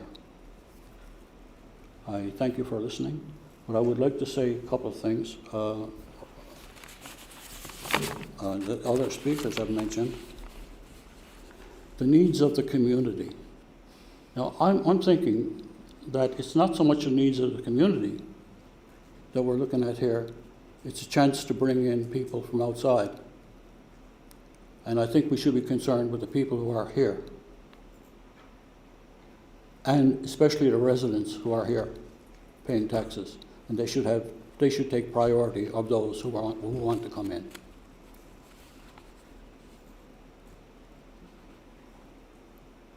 So there was mention that the smaller lots, it's admitted that these lots are smaller than the average. And I just don't understand why people would buy an R2 lot and not be satisfied, or an R1 lot and not be satisfied with that, rather than why do they have to take it and make it smaller lots? If they wanted to do that, move away from the residents who are already there. The lot sizes aren't part of the area of the reset designation, so. It was designated, yes, if you change the designation. The zoning is what we're talking about, the R2 to R3. That's what I'm talking about as well. That if you redesignate, why not redesignate areas that are not close to existing residences? Thank you. Any questions? I guess I'll try to answer them. Thank you, Dave. Pardon? Thank you. Okay, thank you. I didn't, everybody was looking at this. Did you have that? Oh. Everybody's hand up.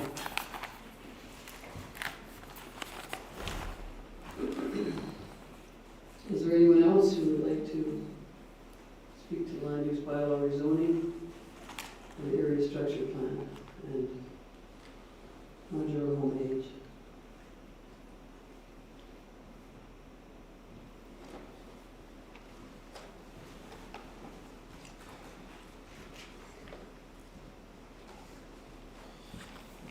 Thank you again, Council.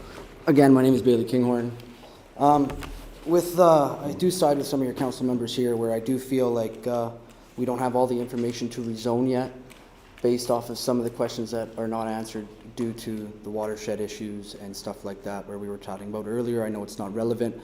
I do not feel like we have the adequate information to move forward with rezoning with having these questions up in the air not answered for anybody. I do understand that comes at a later time, but I can't see the issue for us to rush to rezone something with not all the information on the table for everybody to understand. Thank you. Thank you.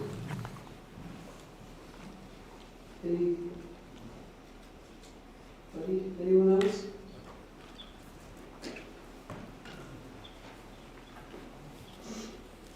Hi, my name's Cam Schmidt, totally unprepared here.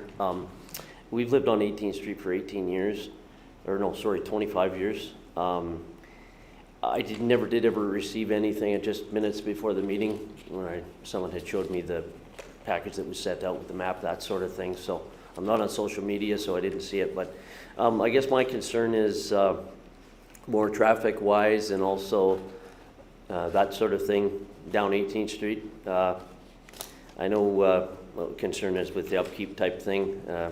On the east side of 18th Street, the laneway, there's a mess there that was never cleaned up last year, and so I'm just more concerned about what might be in the future for, you know, things being rezoned and upkeep, that sort of thing. I guess that's all I have to say at this point, unless anyone has a question for me. But like I said, I didn't get that information that I'm aware of. So okay, thank you. You have a question? What mess was not cleaned up? Sorry. Well, there's a laneway on 18th Street where the cul-de-sacs are that go right, you know, the backs onto the county. There was basically hoarders living there, and it was just a big mess. And happened to be walked down the back alley. Hadn't been down the back alley in months, and walked down the back alley. I had originally spoken with. I think we're off topic. Yeah. Either way, just drive down. You asked that, but that was. Just drive down the back alley, and you'll see. Just drive down the laneway on 18th Street. Yeah, east side. Thank you. Thank you.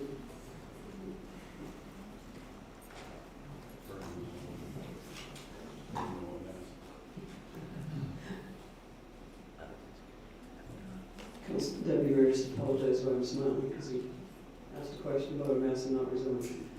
So, anyone else that would like to speak? We will look into that, right? Okay, are there any other comments from administration at this point, since there's none from the gallery? We do take into consideration all those concerns of the adjacent landowners. They're valid concerns, and we recognize that. All those concerns will be kept on record, and at the time of subdivision, there will be another circulation process, and so we will and I'm sure the landowner has also identified that he takes into consideration these concerns, and we'll work that into the future development and subdivision of this property. I have a question about, so the 2-year to 5-year, there's a comment about the 5-year-old modular home have been inhabited in the past. And is that a condition that it couldn't have been inhabited? No. So initially, the first at first reading, the proposal for including an age restriction, initially we put in that as a 2-year age restriction. And in the meantime, since first reading, the applicant has done a bit of research, and as he's indicated, has talked to some manufacturers, and has found that restricting it to simply 2 years may leave out some of those buildings that maybe are only 3 years old and have never been inhabited, but would still be in all essence considered a new or a brand new building. So he came back and said, do you think maybe we could consider extending that time to 5 years? Because sometimes, something gets manufactured and maybe it's the end of the development season and then it sits. So he felt that it would allow more opportunity. There's still, you're still gonna have new structures coming in, but the 5 years just allows for that bit of a gap where maybe a structure is built and maybe, who knows, somebody ordered it and didn't take it or whatever. So it just affords that opportunity. So it's just it was just an explanation as to why he's asking to change from 2 years to broaden it to a 5-year restriction. And I'll just finish with that so they can have been inhabited in the past, if they're 5 years old. The restriction isn't saying Doesn't have anything anything to about. do with inhabited. It doesn't, no, it's just, the inhabited part was just simply an explanation saying this is what was described to him when he was doing his research. Just an example of many. So can I speak from back here? Is that all right? That was my question. No, I'm sorry, you can't right now. No. No, we're at the council table, so we'll come back to the gallery. That was my question. Okay, Last one you asked. all right. And council, are there any other questions at this point from anyone? Councilor Windsor? Thank you, Mayor Hunter. During the presentation from administration with regard to the ASP and the rezoning, there was an indication that there was a possibility that services, I believe, there was an indication that services might be able to come from the west on 7th Avenue. And I'm thinking that would mean that the services would have to come under the tracks. And since 7th Avenue doesn't continue on the east side of the railway tracks. So I'd like clarification on that, as to whether that was the intent of what was said, or if I misheard. I'm just wondering if would that matter with anything in the subdivision? Or in the land use bylaw rezoning? Because it was already zoned to have housing. So I don't know how it's relative to rezoning. Because it was already zoned for housing. It is one. Two. Okay, but thanks for trying, Craig. You were ready. All right. So I will ask again, does the applicant have any more comments? Lynn?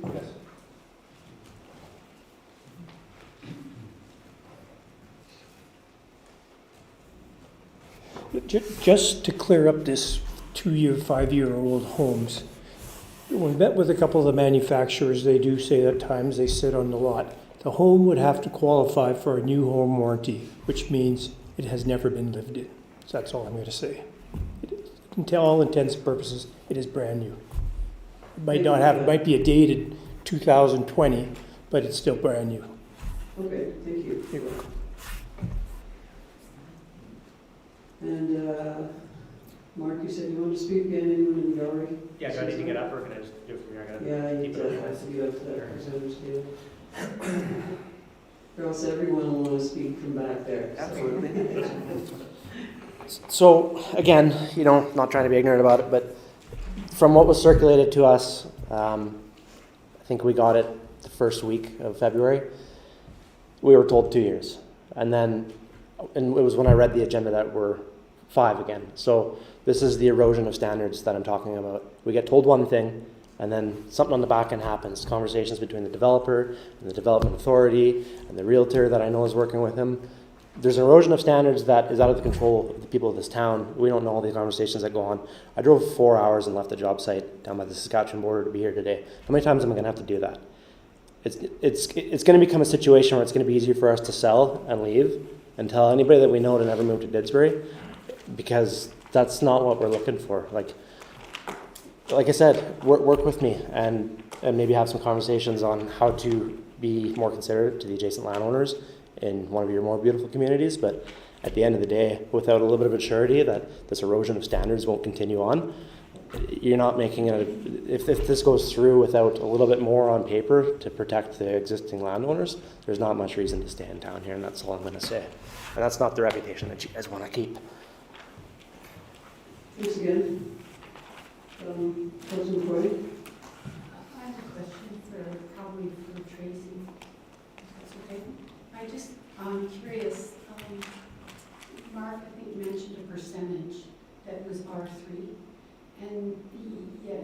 presentation talks a lot about the other types of housing, like single houses, townhouses, etc. So looking at that picture with the 2 spots, is that all being rezoned to R3? Like right there? So the hatched area on this map, yes, that's the area that is the application for redesignation, those 2 areas with black hatch marks on them. And where would these other, like what, is that yellow also developable? So the yellow is the existing R2 zoning that's in place. That's going to remain, and then the pink is the higher density zoning. Those zones will not change, they will stay. So what we're asking is, those areas that are hatched go from R2 to this new zoning. That's what the proposal is. So we're still leaving another type of zoning on the property to the east, but we're leaving, or we're asking, or the applicant's asking for this area to be rezoned to R3 manufactured. Okay. Anything else from council? To answer your question, sorry, did I interrupt? To answer your question, Joyce, that's not a truthful answer. A lot of that yellow is coulee, and so of the parcel of land was defined as being 38.15 acres. This is, 20. we did have the question answered by administration, so. Yeah, sorry. I know it's quite an emotional. Absolutely. I just wanted to make sure that that was on record. That's coulee. Process works. So thanks. So we do entertain Council McCoy, you can certainly re-ask the question to somebody in the gallery. I had no problem with that, but it was directed to Tracy and she answered it. So if you want a different answer, I'm happy to entertain that. But let's keep process and not on you. I think probably Tracy can answer my question. How much of that yellow is the coulee? I don't have it actually mapped out, so it would, so the area in between the two hatch areas, so that's part of the coulee, and it's roughly the same width and travels to the eastern boundary. So the area structure plan does have that outlined and showing that that area will be for future environmental reserve purposes. When the area structure plan was approved and the rezoning was approved, it was a blanket rezoning across the entire property. It didn't, at that point, it didn't delineate the different types of uses existing on the property. So that's why we're looking at a map showing the whole area in that yellow color with the rezoning in those 2 areas that we're discussing. But that, again, that hasn't changed from the last, it's always been there in both area structure plans, whichever one we're looking at. So I think we, again, stay on topic. And thanks for the answers, but the only thing that is changing is the designation from R2 to R3, from the trailer, from 2 years to 5 years, and then, in the area structure plan. Not true. I know, it doesn't bother me to say trailer, we all know it's modular home, and I'm fine with that. It's been very clear tonight, it's a modular home, and I slipped, I apologize, and I don't think anyone's insulted by the word trailer, but perhaps there's some that are. Modular home, manufactured home park.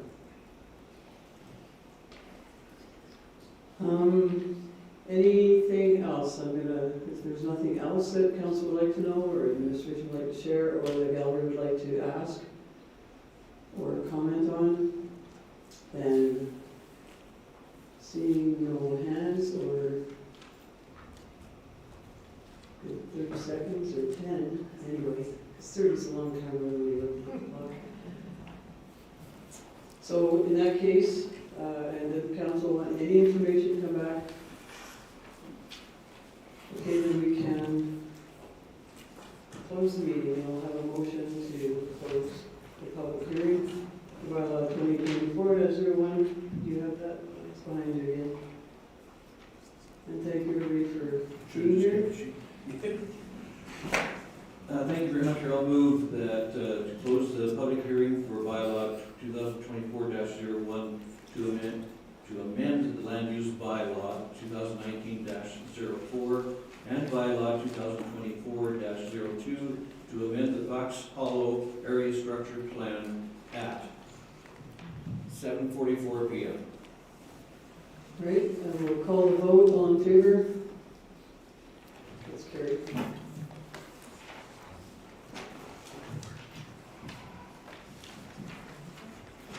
So just, I don't know, were there agenda items up there, or agenda pages up there, because in the agenda what happens is we go through some council reports, the city report, and then we get to the readings of the bylaws, second and third reading for both, and that's when the vote will be made is tonight.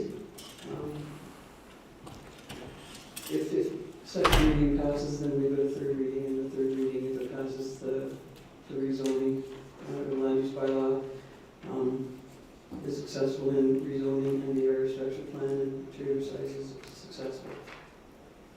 So first we will have reports, council reports for February, not just for today, it's for the last 2 weeks, but they are given today. And I'm going to start with Deputy Mayor.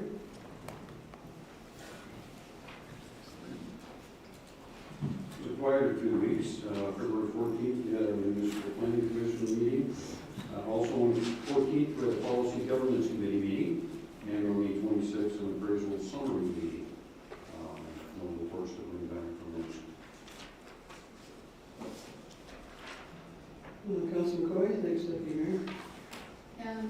So on the 14th, again, the service level committee meeting, and then on the 15th, I attended, as you can see here, the emerging trends in municipal law, and I'm sorry I didn't have a presentation submitted in time, but we will get the presentation and some notes for the next week. Then we had another financial planning on the 16th. And another financial planning on the 20th. You guys are busy. And then we met on Monday night. That's everything. Thank you. And would you like to add anything, Councilor Bazar? I don't have an answer where I've opted out of all committee support, so I have nothing to give you at this time. Okay. I just give you the opportunity in case there's something exciting out of the committees. And they're not always that exciting. Councilor Windsor. Thank you, Mayor Hunter.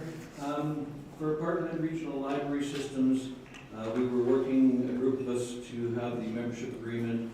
Item 8.3 brought back for revision, and that failed for a couple of reasons. First of all, the Municipal Affairs Office indicated that they were now going to be publishing numbers, population numbers, on their website again instead of referring to the Toronto branch.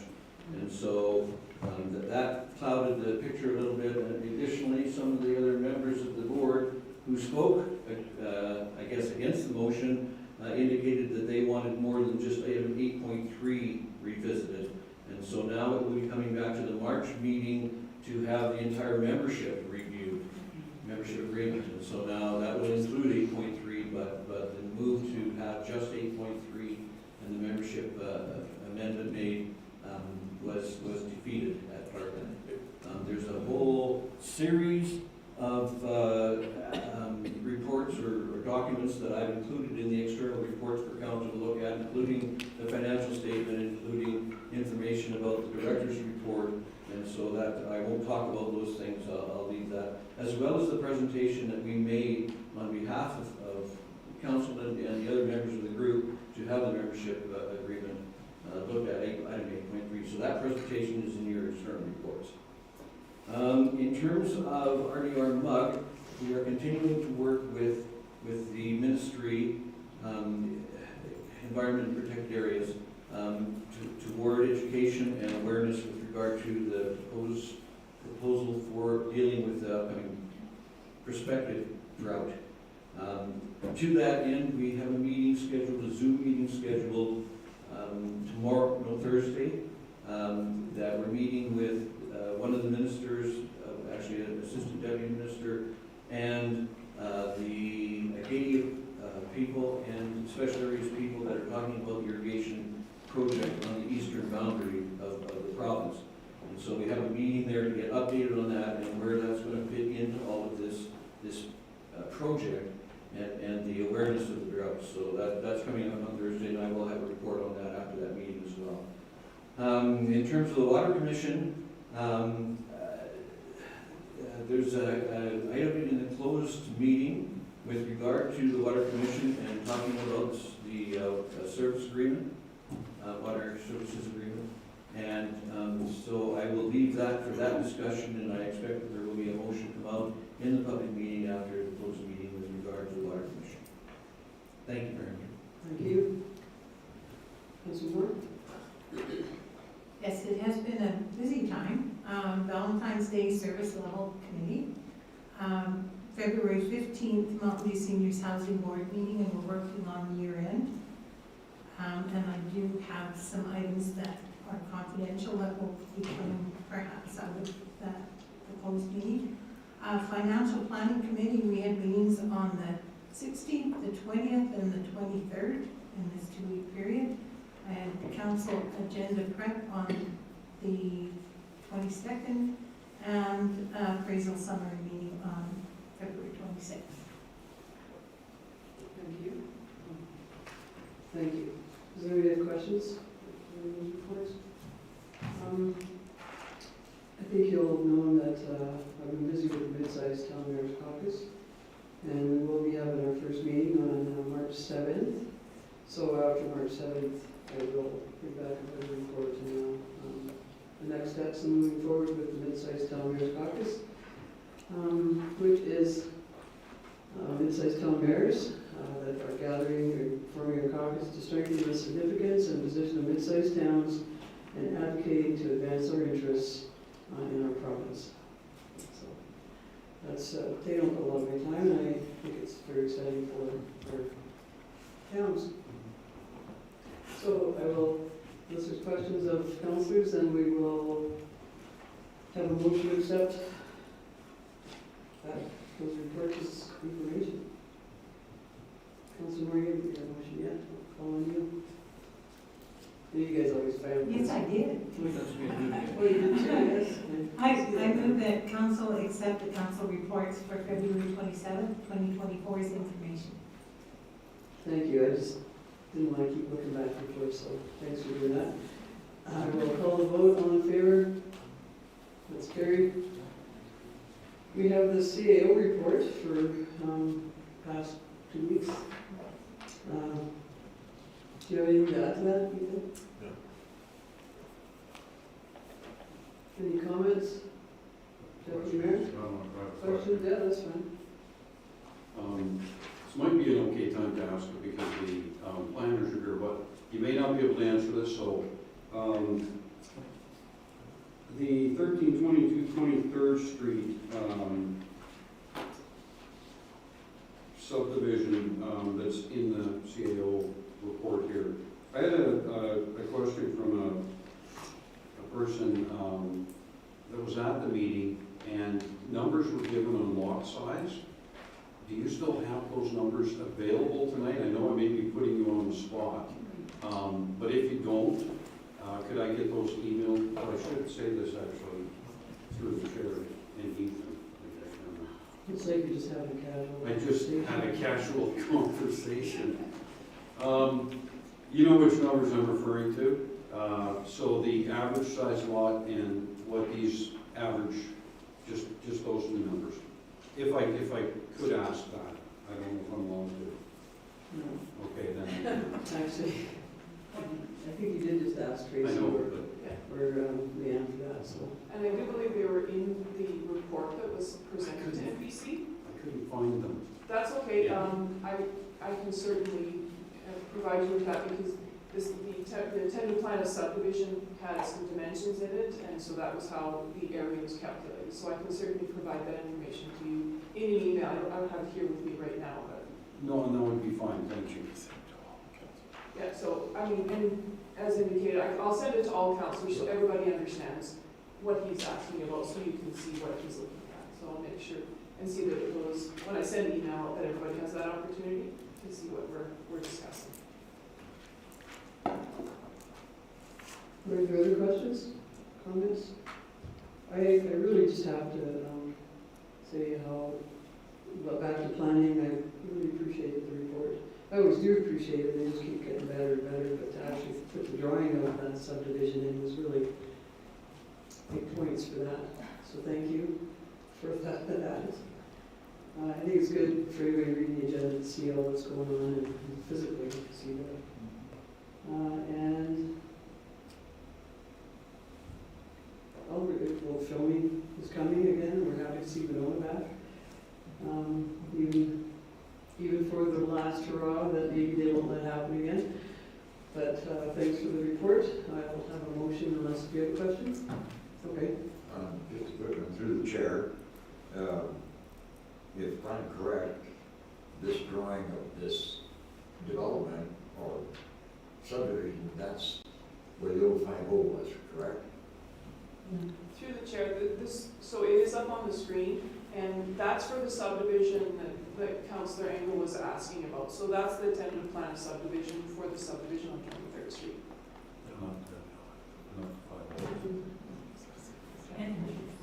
I'm not sure where it is. Yeah, so this is not the 50 pub. This what we're looking at here is a subdivision that went recently to the Municipal Planning Commission. So it's on 23rd Street to the south, towards the south end of 23rd Street. And so this is the tentative plan of subdivision. There are two existing lots, and the goal was to create these lots in that location. I think what confused me is the indication of two buildings here, and it looks like the 50 and the... Yeah. No, it's just, no, it isn't. So there's an existing home on that property, and there's an existing garage. So what they're indicating here is the home to remain, and the garage will be moved so that it is within one property. So the other subdivision in relationship to the former 50 pub has not been scheduled for a municipal planning commission meeting yet. So this is a different subdivision.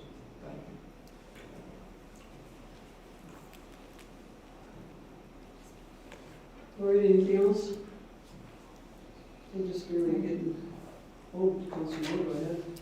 Yes, just really glad to see the municipal development plan update. I know you are too. I was going to say that. Took my thunder. I think it should have been chair of council at the same time as the administration, but that's just me. Sneak peeks, I don't know if those are fair. But anyway, thanks for the CO report, and I'll have a motion to accept this information. Deputy Mayor? I move the council accept the CAO report as information. And we'll call the vote. All in favor? That's carried.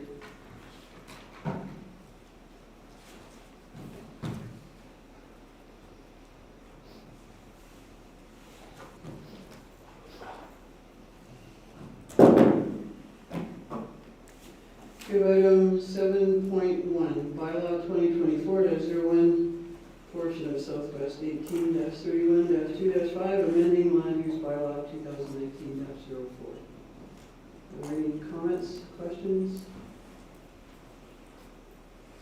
I do want to say that with all the needs for housing going on in our country and all the initiatives and all the grants that are available, federal and provincial right now, I certainly thank developers that want to develop in Tisbury, and I appreciate that interest and investment in our community. And housing is a human right, and I totally support that, and humans living together is something else that I also support, and I've certainly heard and read everything, and I respect everybody's opinion. When we have a decision to make to amend the land use bylaw, I see no reason that I would vote against it, because in speaking, I could even ask Tracy, and I have asked what would be a reason that we would not approve this that would be a legitimate and reason, so you did ask me and ask me to answer that again. What would be a good reason? So a good reason to not approve a requested redesignation is if the redesignation was setting up conflicting land uses. So as an example, if we're in a residential area and somebody comes in and says, oh, I think I want a few industrial lots over here, so within your residential area, I would like to have some industrial lots, and those would be conflicting land uses. What we're looking at here is residential redesignations. So it would be when we're looking at conflicting land uses that just cannot be side by side with each other, and that would not make any good planning sense to approve something in that format. Thank you for that. Councillor Windsor? Thank you, Mayor Hunter. Please, as chair, I'm willing to make a motion. Okay. So I'll move the council grant second reading of bylaw 2024-01, portion of the Southwest 1831-2 west of the 5th, to amend the land use bylaw 2019-4. All right, Councillor Bazook. Thank you, Mayor Hunter. The issue I have with this is that I embrace development and all this and the hard work that's gone into it. The problem I have is I don't know what's really gonna go in there. You know, as far as I reiterated earlier, you know, secondary streets and parking and all this kind of stuff. You can designate it as you like, and we specify that this is for manufactured homes, period. And I would like it to be a little more open than that. Stick built would be nice. I don't know what the size of lots are gonna be. With all due respect to the developer, I'm encouraging that to happen, but I need more information. I just have to know what's going in there. How wide are the streets? Is there room for parking off-street? That kind of thing. There's a lot of things to consider. And I know that has to come later with the developer. I understand that. But it'd be prudent for us to know if that is the intention of the developer, to make zero lot lines or that type of thing, narrow lots. I guess what bothers me, I'm familiar with a place called Chicken Dance in Calgary, and just outside, within Calgary. And effectively what they did is they just took mobile homes, built a foundation, and parked the mobile home on top of it. And that's a developed area, and there's probably 50 or 100 homes in there which are trailers on a foundation. So I'm trying to be specific in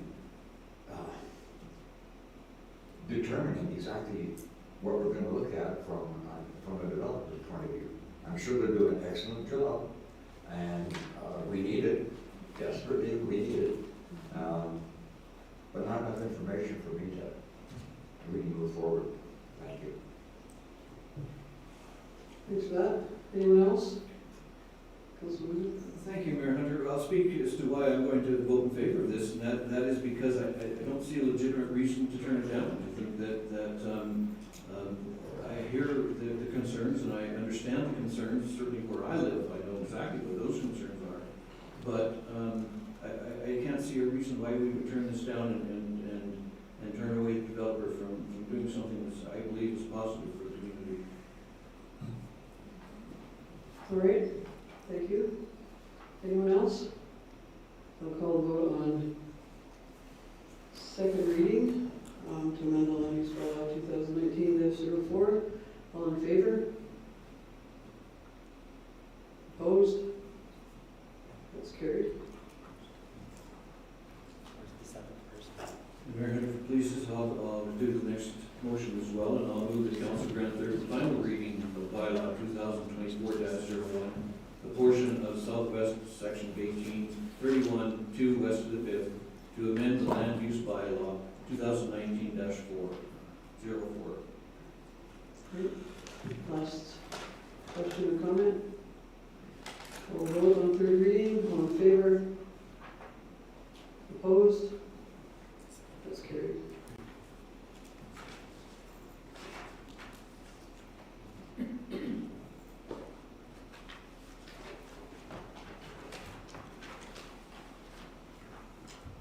We we have item 7.2, 2024-02, amending Fox Hollow ASP bylaw 2008-05, and that's the restructured plan. Sure. Thank you, Mayor Hunter. I'll move the council grant second reading to bylaw 2024-2, amending Fox Hollow Area Structure Plan, bylaw 2008-05. Comments or questions? We thank everybody for all the questions that were answered as well. Clarify questions and to get the information they needed. And again, to everybody for taking their time to submit information and comments and be here. So I'll call the vote on the second reading of bylaw 2024-02, amending the Fox Hollow Area Structure Plan. All in favor? Opposed? That's carried. And Mayor Hunter, I'll move the council grant third and final reading to bylaw 2024-02, amending Fox Hollow Area Structure Plan, bylaw 2008-05. All right, we have third reading. Any last comments? So I'll call the vote. All in favor? Opposed? That's carried.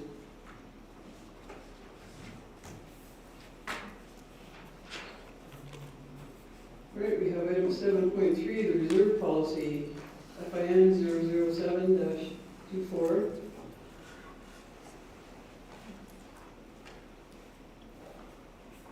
The reserve policy.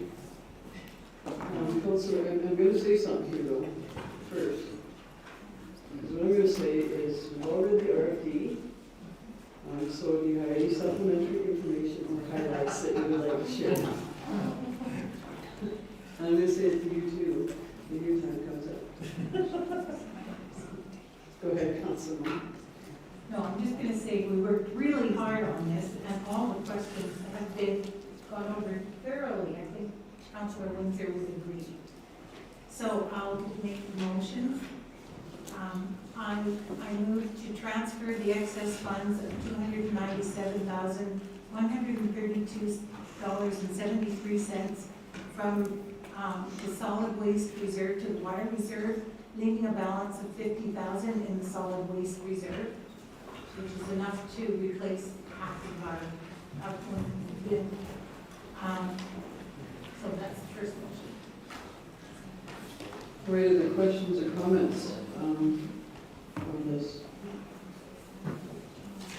Deputy Mayor? You just picked a really big policy to work on. This took 36 pages of my printer paper, and probably 2 hours for me. So thank you for all the work you did. I can't imagine what it was like working through it, because I just had to read it.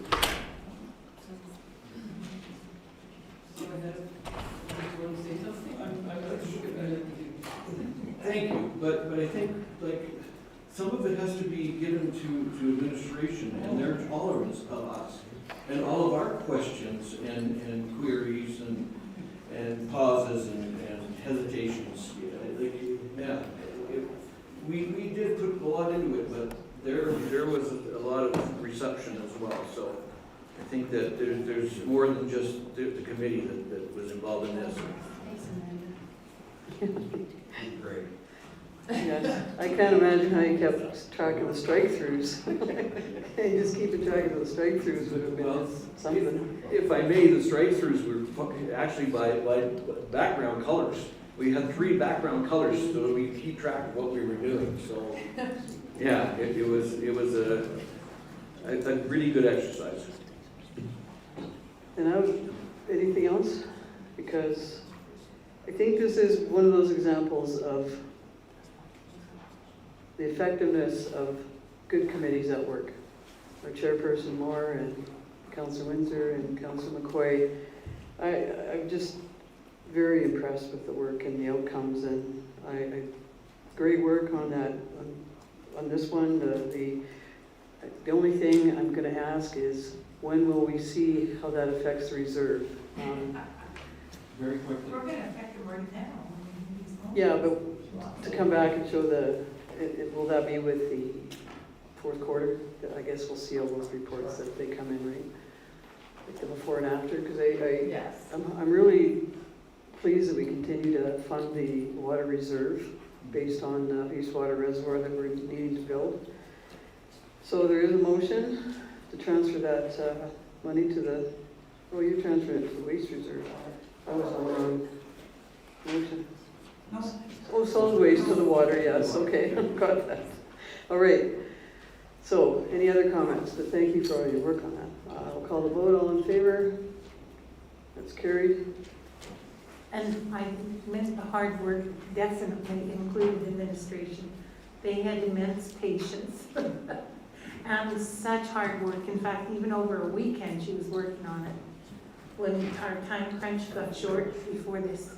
So I'll quit talking about that because we want to get through the motion. So that I move to transfer the interest earned, and this is a list, on the council community grant reserve of $908.11, the election reserve of $818.98, the legacy fund reserve of $1,420.69, the professional development reserve of $667.58, and the old fire hall reserve of $3,118.07, for a grand total of $6,953.43 to general municipal revenue to offset budgeted revenue from taxes in 2024. And by the way, I have commented in committee, and I think it deserves another comment. They got excellent interest. They did a really good job of making sure that these funds provided us interest that offsets taxation. And even our policing grant that got 35,000, or policing reserve 35,000. So just I guess a caution then that nobody can spend this. It's to offset revenue from taxes. So don't everybody get ideas on that money. Well, that's my caution. Anyway, any other comments? You guys must have really gotten busy and cross-eyed looking at all those things.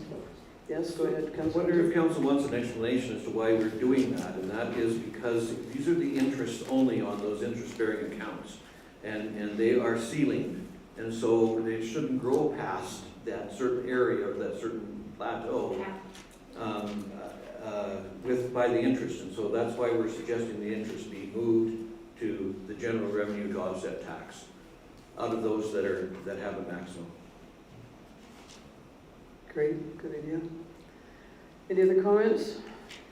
We have a motion to transfer the $6,953 to general municipal revenue, offsetting revenue from tax. I'll call the vote. All in favor? That's carried. And I move to reallocate the opening balances from the election reserve of $10,500 and from the professional development reserve of $12,475 to the strategic initiatives and contingency reserve, and to eliminate the election reserve and the professional development reserve. Easy for me to say. Yeah, it didn't sound like it, but. No. Any comments? All right, I'll call the vote then. All in favor? That's carried.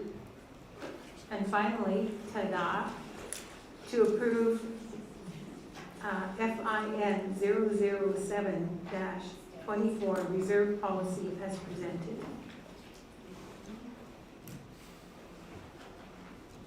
I'm just going to say, there are people in the gallery still, and they should look at this, how well this reserve policy is, because I'm just so impressed with it. It just took a lot of work, and I appreciate the work. What? You can share with the gallery. Yeah. Whatever. Okay, so we have a new reserve policy. I'll call the vote. Well, we will when we vote, maybe. All in favor? Yes, we do. Carried. Thank you.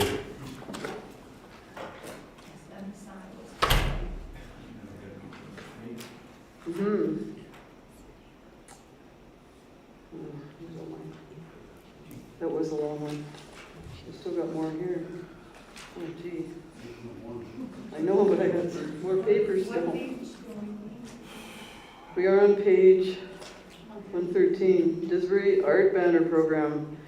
This is an exciting night for so Chairperson Engel. Who's the chairperson? Oh, Chairperson McQuay, then what I have to say to you is we've all read the RFD. Do you have any supplementary information or highlights you would like to share? No, just that we went through, we asked a million questions, because that's the group you are, and I think this was prepared for us. This was prepared for us by the wonderful Lisa over there in the corner, and she did an amazing job. And I'm really excited about this program. So I would like to make a motion that council approve the art banner program as presented. We'd like to see it up there one more time, because it's excellent, really. If that doesn't catch everybody's attention in the next page. Even if you're not an artist, you can take pictures. I've got a picture that I can't submit, but it's sure good. Well, Yes, you can. Well, I can't. Does it say that council members can compete? Yeah, but why not? Oh, It doesn't say you can. wow. What if I won? I know. Who is it? Oh, Councillor Windsor. And then you. Thank you, Mayor Hunter. I just asked the committee, did they give any consideration to financially compensating the artists that are going to be featured on our banners downtown? No, we didn't. We felt that it would be in your benefit if you're a good artist to promote your wear on a big banner all summer long. And we also felt that we wanted to be able to include all levels of artists and different kinds of art. Like we've included like stained glass, other mosaics, other things. So we've tried to make it that anybody, whether they're a professional or not, can put in their pictures. Thanks for that. Oh, sorry, Deputy Mayor and then Councillor Moore. Oh, I'm I sorry. was just looking right. No, you go ahead. So, yeah, I would like to say I'm excited about this program too. I think it's an amazing opportunity for our local artists.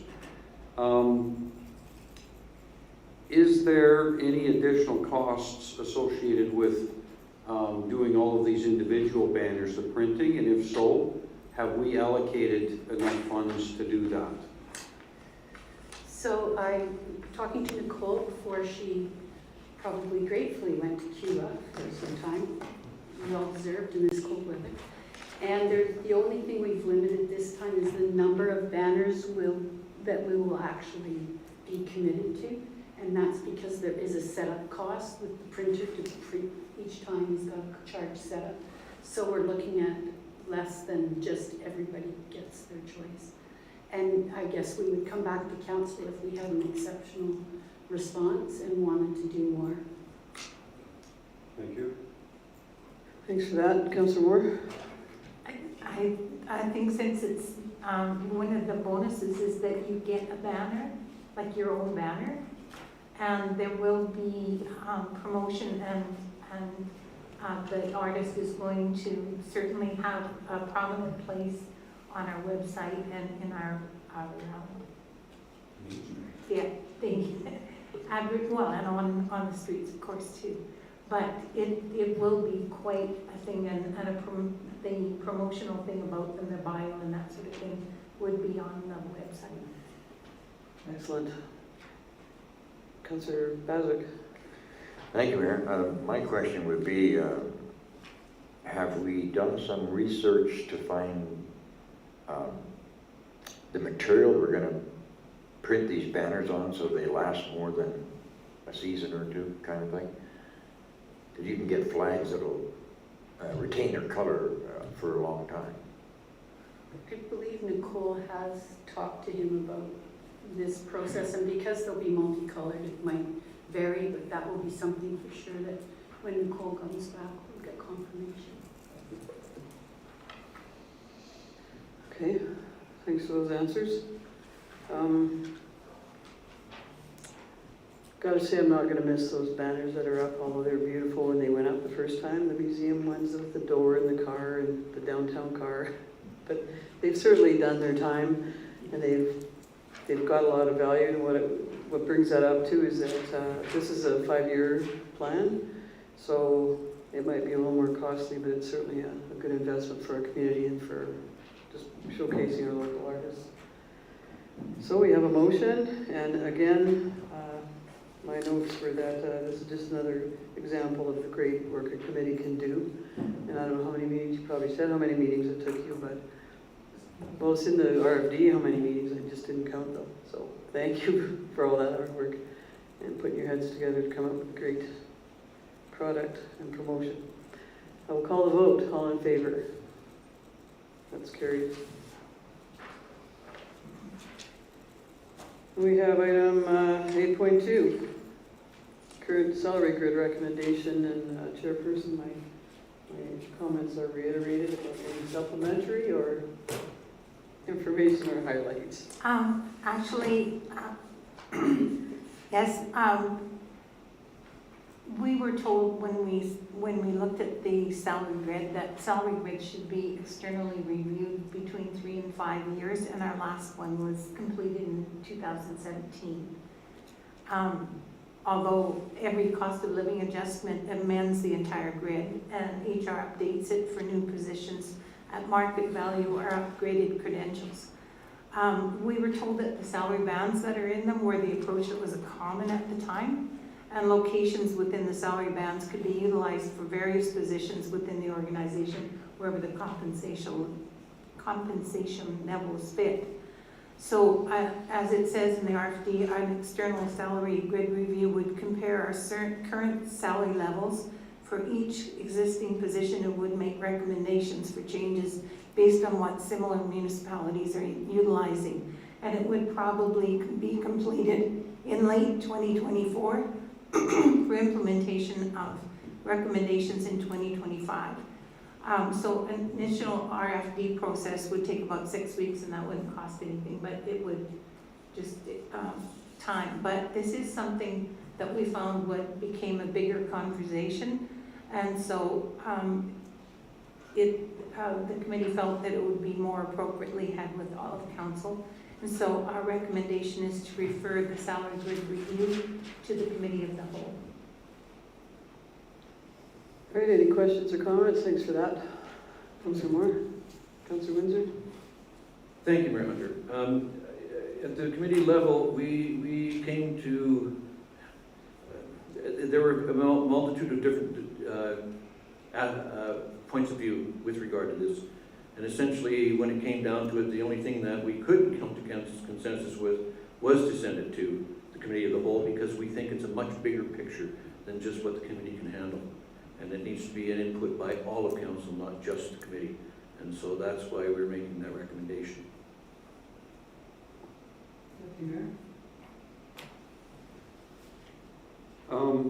So this grid is, this has nothing to do with council.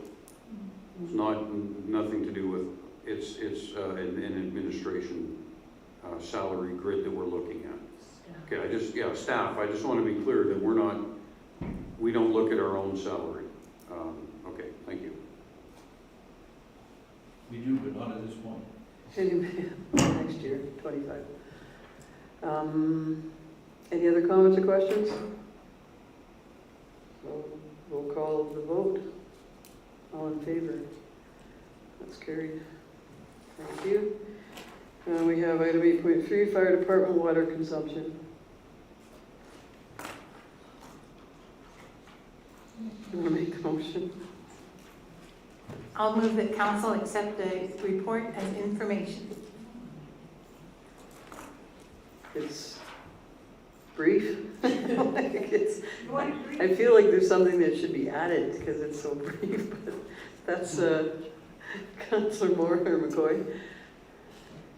I have a small question, like, is this charged back to the fire department as an expense? Because shouldn't it be? Because it's a cost of running the fire department. Who should answer that? I don't know. Craig wants to. Yeah, I'll take this because it's more of an operational based question as opposed to a finance question. So the water the fire department is using is to, one, maintain their equipment in a ready status and to train their firefighters. So it's already a borne in expense for the department, and we just track it. It's like you see, it's 50 cubes for an entire year. It's not egregious. And then the other stuff is just for us to maintain the fire hydrants and flow water through legs in the system that don't run often. So is that a yes or a no? It's a solid no. Councillor Patrick? I guess they're volunteers, they can't afford it. You know, we can't charge them. Through the chair, no, it's not charged. Water that doesn't go through a meter is not currently charged back to the fire department. Most of the water that they use, the water at the hall is metered. So if they're using the water at the hall to fill up, then that is being expensed in the fire department budget. What we're hearing from Craig is the water used to maintain the hydrants and the line flushing, that's more of a maintenance cost of the water department. And so that is not charged to the fire department. It's fair to say that it's part of it got brought up because of our water loss initiative, and we wanted to know, I mean, that's not a huge amount, but every bit of water that is unmetered is valuable to our water loss tracking. And it's not lost in this case, it's accounted for. But it would be part of that total number of unmetered water. Councillor Windsor?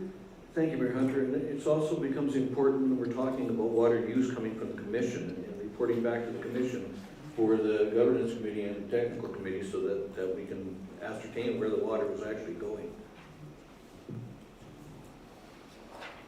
Okay, anything else? Call the vote. Thanks for the report. All in favor?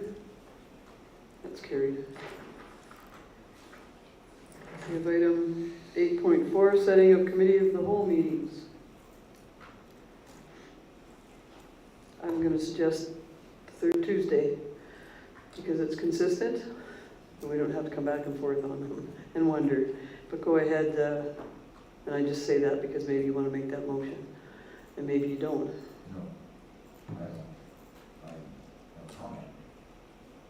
Okay. And my comment would be is, I see no advantage of having regular committee of the whole meetings.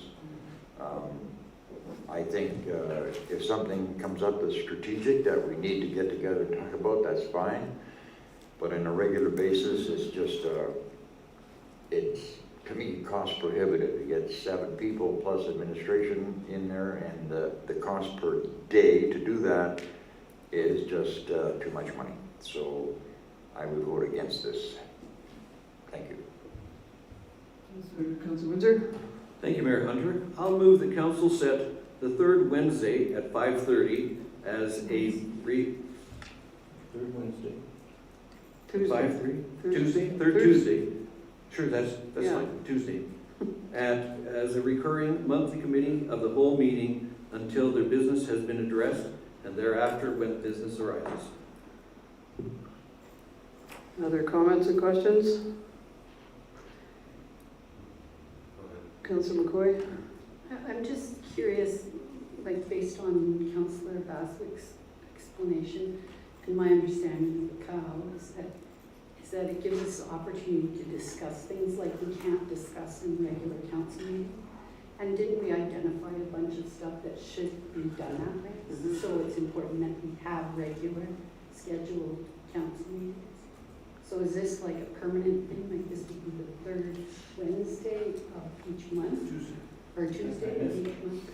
Well, I'll just speak to I brought this up because our committee, the whole items are piling up and we have to deal with them. And we just added another one tonight. And yes, they go until, as the motion says, until we deal with those things, and then as needed after that. So Ethan, you wanted to add to that?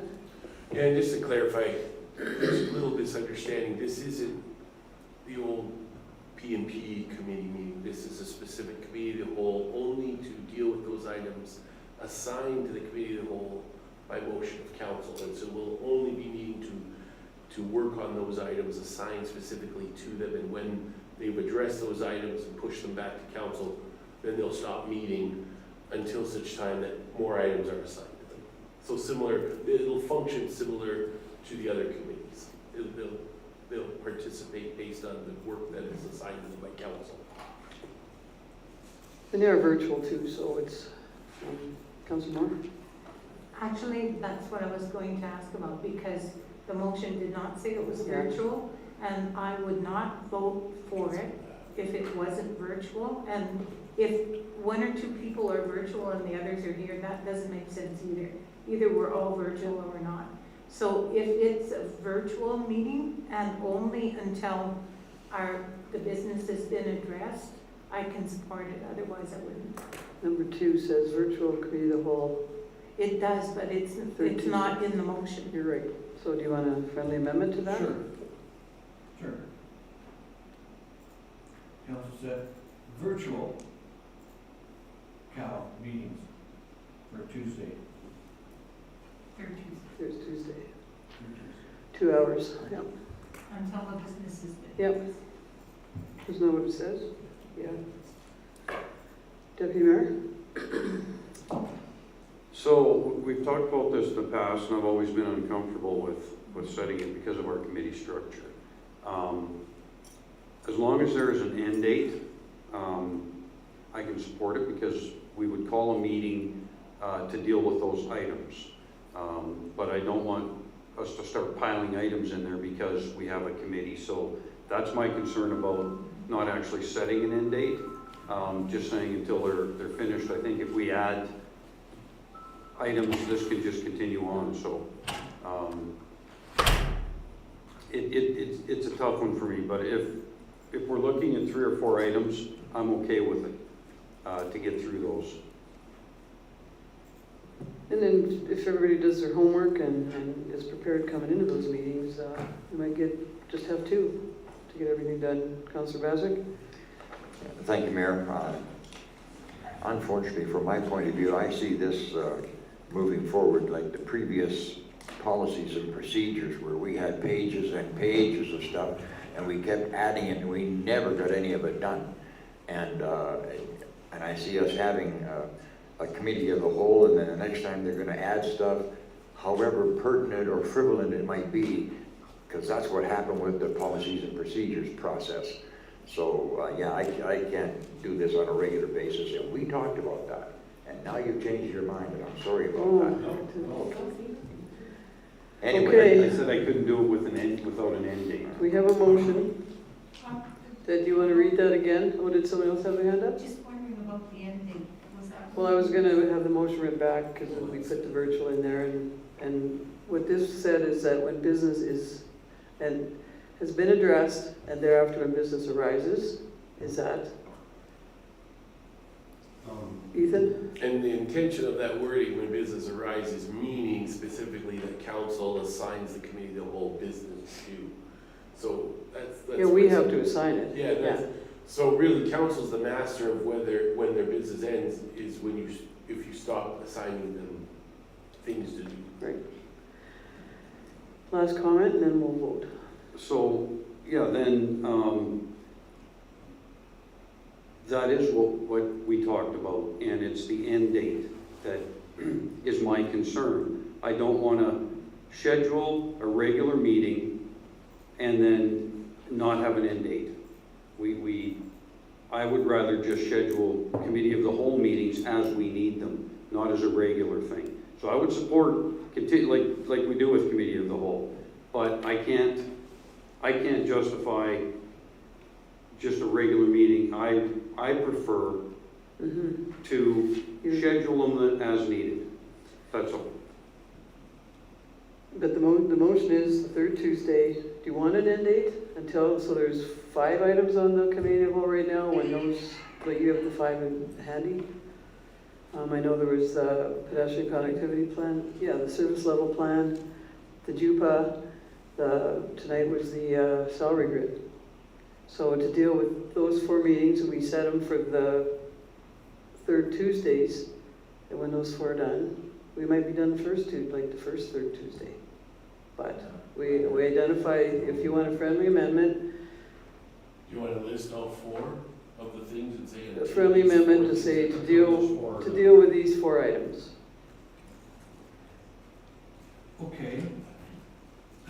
Well, I don't know, it's work we have to get done, and if we can't get it done, then it just then doesn't get done. So council is sending these things to get done, they have to get done, and we need meetings to do that, so. Essentially, Mayor Hunter, I think that that's what it says. I think that the business is addressed, and after that, it's only when it's needed. And so, I think that's what it says. And I think what's fair is that the 4 items get done. And one of the comments too, and Councilor Moore was in the agenda meeting, is that there is a 3rd Tuesday and it's held. So it's not that we're there every Tuesday, but if we have 3 items come up and we need to deal with them, there's a 3rd Tuesday and it's virtual. And that gets our work done, and then we can go back to our regular meetings. So we have work to do, and no one has to attend. Not no one, 4 have to. But I'm just, if 3 of us come, we just gotta go home or show up in virtual. So I do have a motion. Do you want an amendment to it just to deal with those 4 things? If you can't repeat that you're vehemently against them because you've said that twice. So I'm just saying that you can have a new comment. I can say whatever I want, number 1. No, you can have a new comment. Now, this is what I'm gonna say right now. Mike, please. Is, why can't we word this motion so that it says the council will have committee of the whole meetings as business arises, without setting a date every 3rd week or whatever? Why can't we just do that when we feel collectively that we need something to deal with? Because chances are we're going to go into, I hope not, go into a situation where we'll have a meeting just because it's scheduled and come up with whatever on the list. And I would like to have it pointed so that whenever business arises and we decide to have a committee of the whole meeting, that's fine. The business is appointed. There's 4 items to deal with. So once that business is done, we don't meet anymore. That's not what it says. Is it? It says reoccurring monthly committee meetings. That means you've got a finite date that you must be there. So take the word recurring out. Would you take the word recurring out? Because it's the 3rd Tuesday of, we're going to meet the 3rd Tuesdays in a month until our business is done. You're still setting a date. I'm going to call the vote actually, because I can debate with one councillor all night, or we can call the vote and then we can get a new motion. So I can't debate with just one councillor can't debate it all. Yes, please read that, Jocelyn. I'm sure it's easy. With recurring minutes. Okay. The council set the 3rd Tuesday of each month as a recurring monthly virtual committee of the whole meeting until the committee business has been addressed and thereafter when business arises. I think we just want the word recurring out because it'll be the 3rd Tuesday of the month until those business items have been addressed, and then when business, and we have to set that again and agree to come to the 4th Tuesday if that's the case in June. Just wondering, we might be able to get agreement until these 4 items of business are addressed. And thereafter. That was a friendly amendment we asked for, yeah. Yes, Yep. is that possible? It's Councillor Windsor's motion. Thank you, Mayor Hunter. I don't know how long these are going to take, and I don't know if there are going to be other things that come up. that will be assigned to the council, the committee of the whole. So I'm not gonna say that we're only gonna deal with these 4, because there may be more things that come up that are assigned to the committee of the whole while we're working on these. And so if that's another piece of business that we have to deal with, then we should be dealing with it and having it at that scheduled meeting. That would be my argument to that I think you're limiting what we're trying to do here. And again, that the committee, we assign committee of the whole, so I guess everybody be aware of what we're assigning, because maybe that will change our motion sometimes as to whether or not you want another meeting, and we need work to get done. So we've assigned those 4 things, they have to get done. I don't know if you're willing to amend that. Ethan has something to say. Maybe this would help clarify that said, committee of the whole meeting only to address business when assigned by council. Would that help to alleviate? On those Tuesdays. Yeah, with that virtual Tuesday, but only, if we said only to address business assigned by council. I'm just, you know what, Councilor McCoy, I'm going to call the vote, because we can show it on our vote if we agree with Kern. I appreciate that. We can do that next if this one is defeated, but we can keep changing it and confusing Jocelyn. I appreciate that feedback, but we have a motion, 3rd Tuesdays, to deal with the business to be addressed, and thereafter only when new business arises. So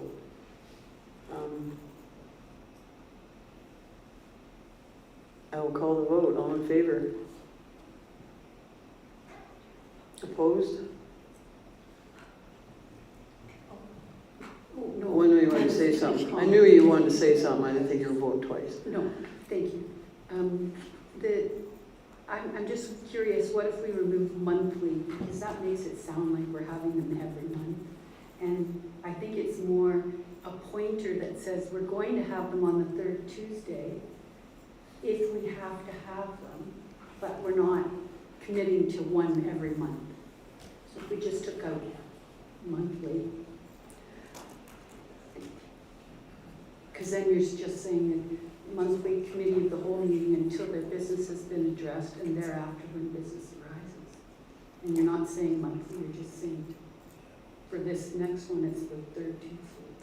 So I'd like to ask council, and I'm going to go around the table. How do you suppose that we're going to get this work done? Councilor Bowser, I'll start with you.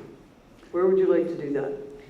I would like to do that when business arises. And then the chair says, we have business to deal with, we're going to have a committee of the whole on this date, and we do it. But we have 4 items to deal with. So when would you like to deal with them, is what I'm asking. I want to deal with them, but I don't want to plan every 3rd Tuesday that we're going to do something. I want to be open. I want to basically to say committee of the whole when business arises. How difficult is that? You don't have to set a date. Okay, that's good, thank you. Okay, it might not be convenient because Councillor Williams might be away. Maybe We're going to set them. Councillor McCoy, it's your turn. I think if we remove the word monthly, it would suffice. And maybe there is an advantage to just setting this next date, and then at that time we set the next date if we haven't done all our business and carry on like that. Deputy Mayor, thanks for that, Councillor McCoy. Yeah, that's all I'm saying. Of course, we have to do the business, and I would attend meetings. I just am not comfortable scheduling a certain date every month and with no end date. So I think I agree with, if we have 4 items at the moment, that we can set the dates for those 4. But we may have to change that date moving forward. And I don't want to be locked into a monthly set date. So can I just suggest that no one's going to create work to meet, and we're trying to get some work done. And I like Councillor McCoy's suggestion, and Councillor Windsor, it's your turn. We've got to have meetings to get these things done. I know.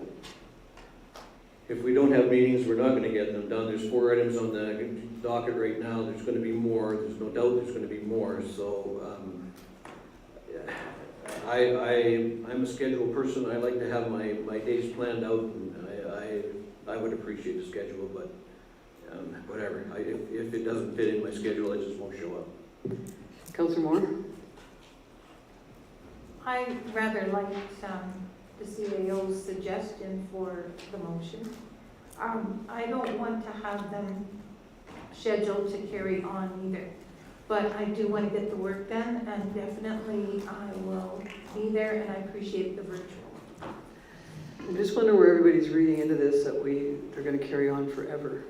Because we've made that clear now. Well, I guess we're at Ethan now, so again, Ethan, if you want to, we got Councillor McCoy's suggestion, and what was yours again? That is set the virtual meeting on the third Tuesday only when there's business, only to address business that is assigned by council. I thought that's what we were doing, but if it takes that wording, write that down, Jocelyn, and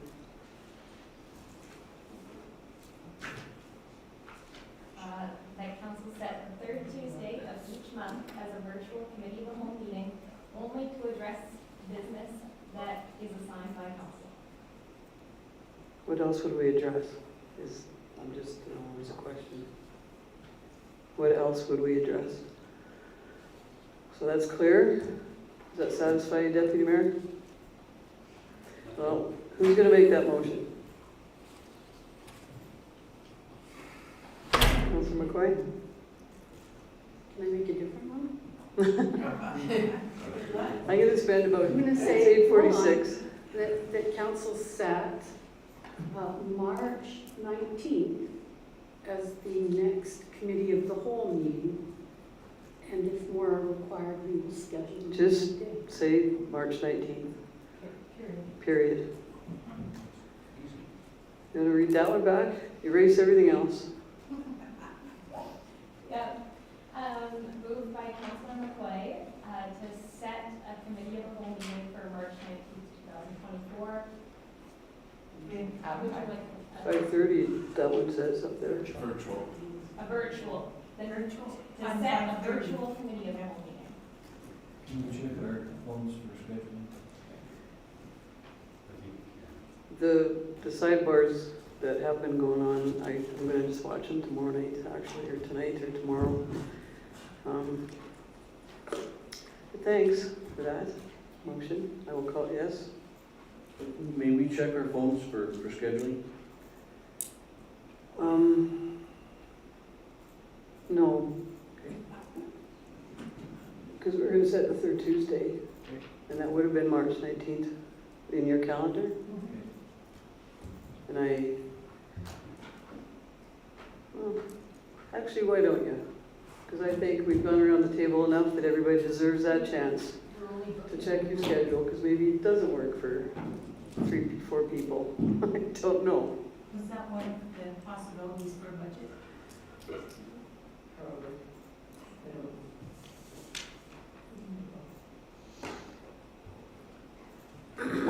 But we can't have it that night now. We said this. No, the Thursday was. All that whole week was. Is it good? Yeah. Anybody? Okay, so March 19th is the motion on the table. I will call the vote. All in favor? That's carried. All right. We have year-end deficit. Who made that? Joyce made that motion, right? Yes. Year-end deficit. Daska, who presented this? This. Yeah. Do anybody want to make the motion, or do you want Amanda to speak to it first? I'd like Amanda to speak to it. I think you guys have dealt with it in that policy, but go ahead, Amanda. Thank you. So the DOSCA department,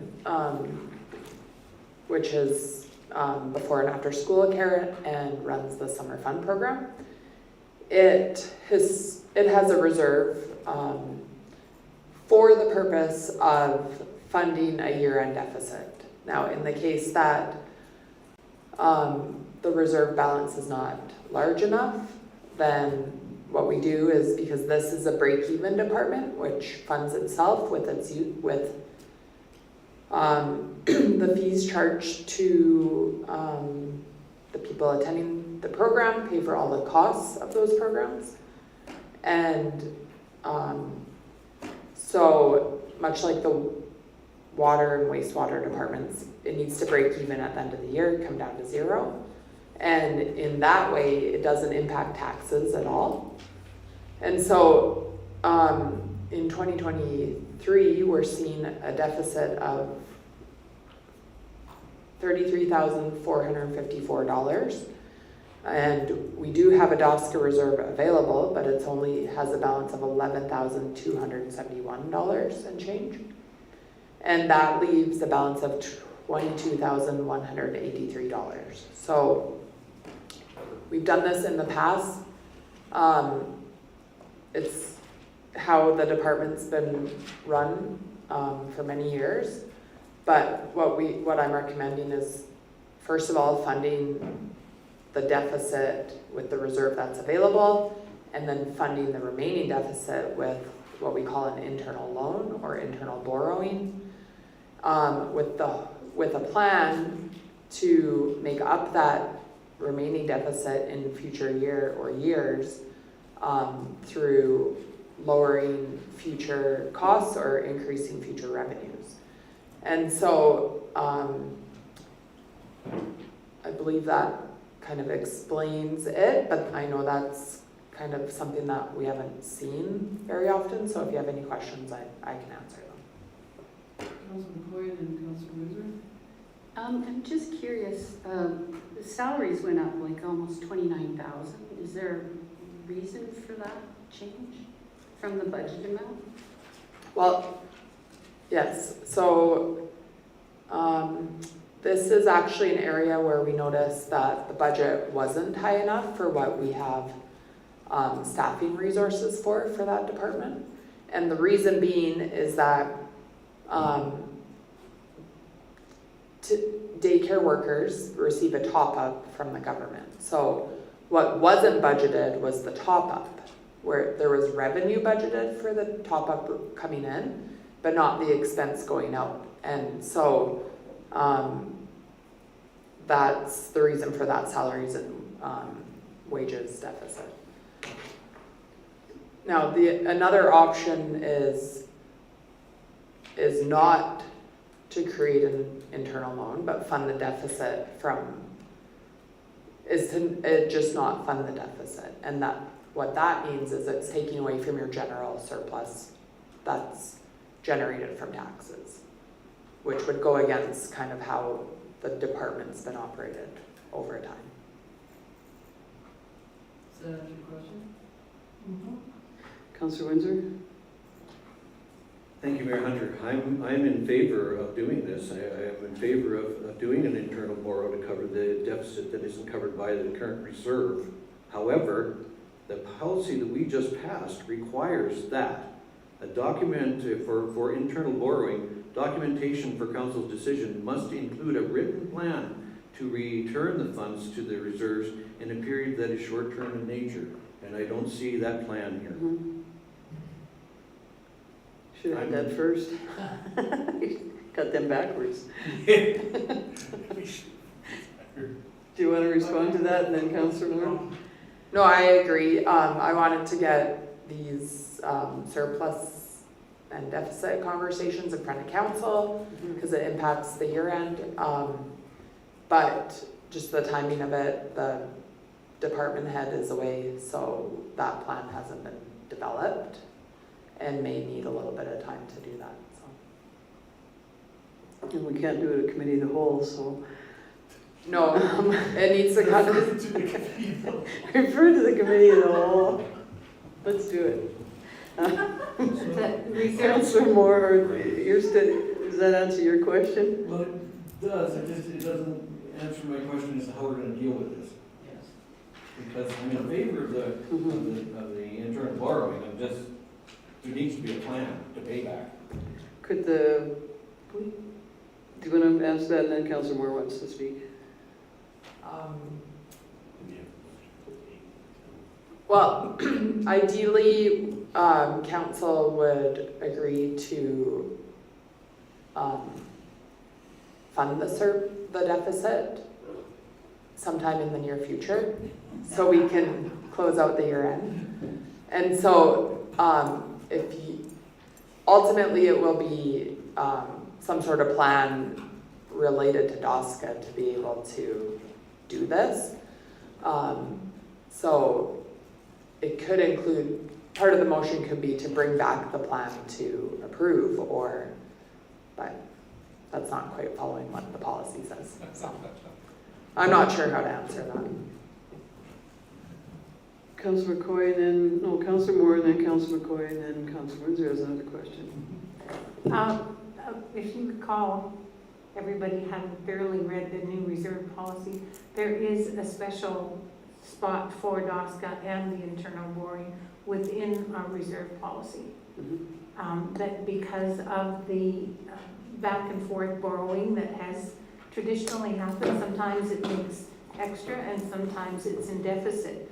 But also, if you remember in the last time that we were looking at DOSCA and summer fund, when we were looking at increasing the amount that people paid, council decided not to increase it. So we limited our possibility for increasing our revenue while the world goes on and our costs increased along with everything else.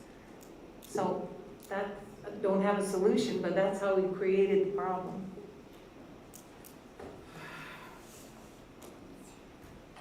Councillor McCoy, and then Councillor Windsor.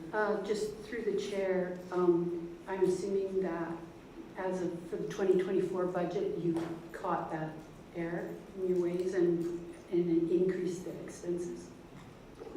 Yes, for the salaries line? Yes, we did. And that's actually part of the increase in salaries this year is if you look at the department line by line, it's part of, is that 30,000-ish. Okay. So, but we could perhaps look at just referring this to the, what are we called? FPC? FPC committee. And we can have, once Nicole is back, attend to talk more about that. And then your audit is 4th to the 15th, so we have a meeting on the 13th, and would that be timely enough? Oh, yeah, we can even make motions after the auditors are on site. So. Right, okay. So we spent a lot of time knowing that we could have just had it on the 13th again, so, Ethan? And even in that motion to send it to the financial planning committee, you could indicate to bring back a proposal for internal borrowing, so at least that sends a message that that's the direction you're going in. Once the committee has done its work, I think that would help communicate a direction. We don't usually get to direct the committees, you know that. But if you refer it to them to come up with a plan for an internal borrowing, then that shows that it would at least communicate where you're leaning. I'm gonna do that in all committees then, in the future. For special dispensations. Are you gonna, are you making the motion, Councillor McCoy? Go ahead then. I move that we send this to the finance committee to be dealt with. Well, Ethan had a suggestion to make an interim borrowing plan, I think. Oh, so To create an interim borrowing plan do you want that to go to the financial committee? Yes, okay. So, Jocelyn can read that back. yeah, somebody. What? Well, she's not done the motion yet, so let's wait and hear it, and then we'll.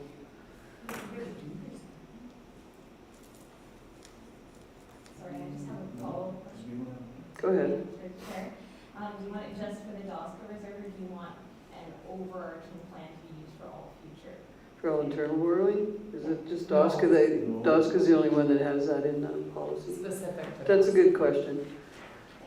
Thank you. So, to refer the creation of an internal borrowing repayment plan to fund the 2023 DOSTA deficit to the financial planning committee. Everybody happy with that?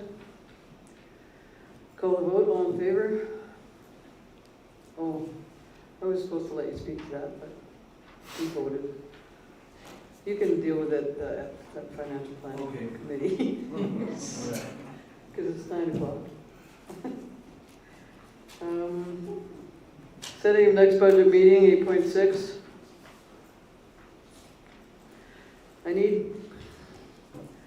We did ask for Saturdays to come back, and I don't know that I'm satisfied we didn't get a Saturday. I understand everybody, I think it has to be shown in the council vote that we don't want Saturdays. So I was disappointed that that request wasn't honored, because council will make the vote and will come through with the vote that is most successful for council, for a council budget meeting. So, having said that, I don't know, you pick it. I'm open. Yeah? You want to see the I'm not votes? saying anything. Yes, we'd like to see the survey. I'm not saying anything. That's been the circus. You want to see the survey results up? How many answered? 3. Yeah, no, that'd be just 3. It's not majority. We can't do it the 19th because we have Oh. another. Yes. Right. Mhm. So, make it any, let's pick one, 21st, 20th. Stand by. Would be good. Make a motion. Okay. I'll move that we, set the spring 2024 budget meeting for. Can you turn your mic on, please? Thank you. I will, move that we set the spring 2024 budget meeting for Monday, March 25th, 2024 at 5:30 p.m. Comments or questions? I'm not going there. What day, Dorothy? I think, 19th, 20th? I think the first week, just because it's getting late, the 25th. I'll make it the 20th then. Fine. I'm good. It's not my motion. Would you like to poll, Mayor, so we see 20th, 18th? We have a poll, don't we? Oh, Jocelyn, you're not supposed to put that up. There's only 3 people. Looks like the 18th You is, just go, you can, I don't care. Just give you a hard time. 18th. Put that up there, Jocelyn. You went to all that work to get that done, so Yeah, let's show it off. 18th. For those that answered. And I didn't answer because I didn't see Saturdays, and I don't think that was fair, so.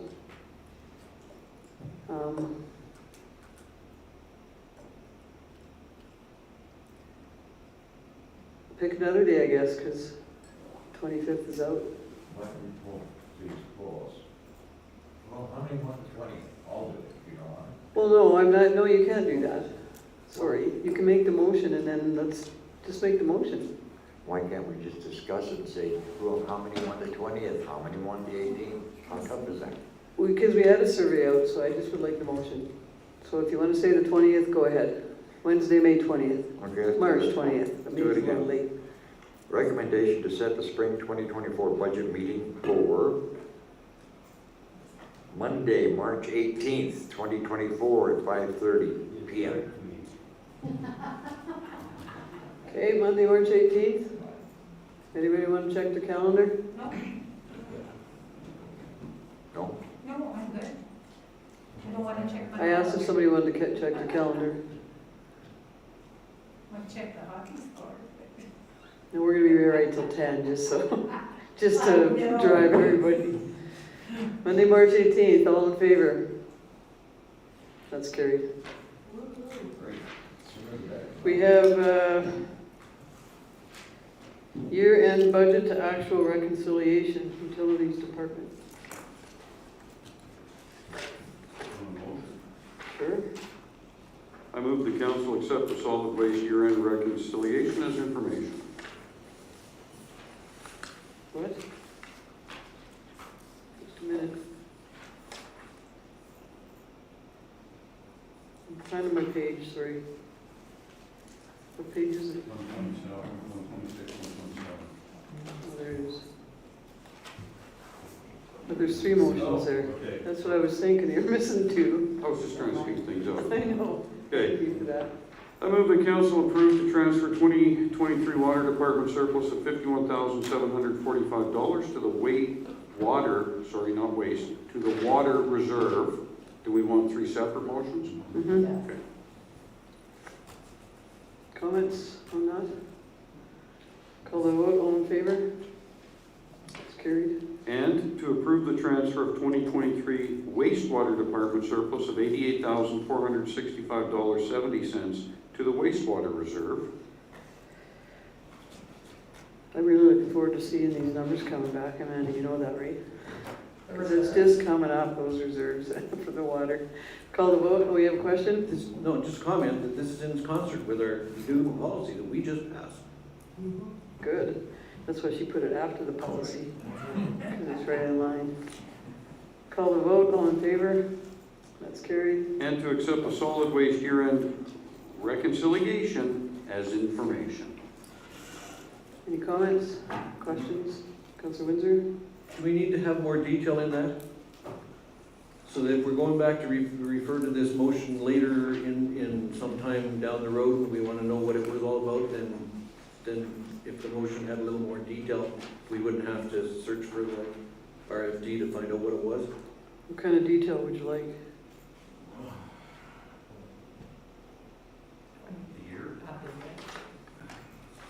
Well, it's in recreation to balance. Well, that's reconciliation means. I don't know if there's, yeah. If you have a suggestion, throw it out there.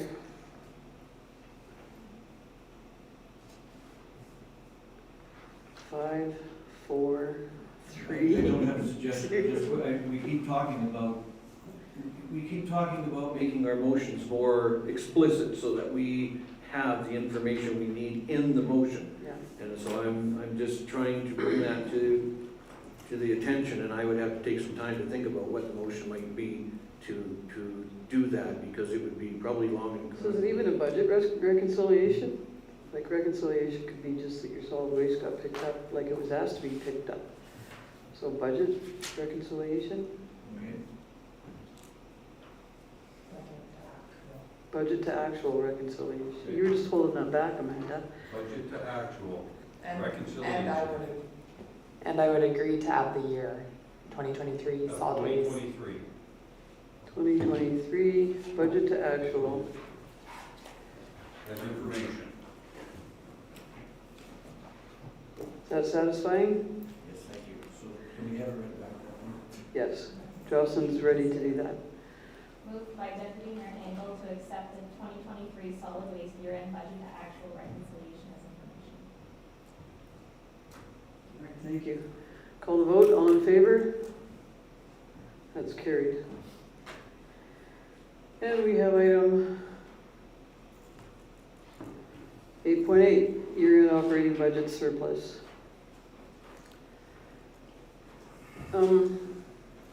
I would just like to say before a motion though that this is totally out of process. Council should see this first or at the same time.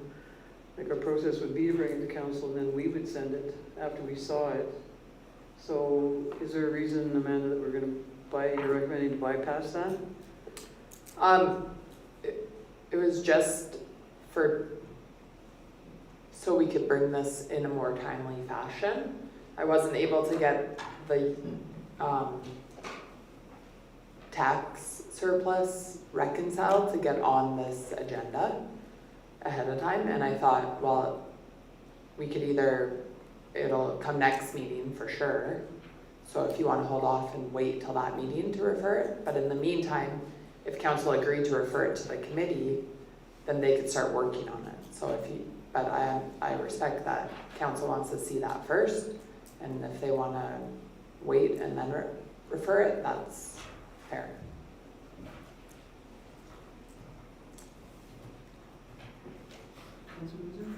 So I think that that's appropriate, that I think that council should should see this before, the committee shouldn't see it before council sees it.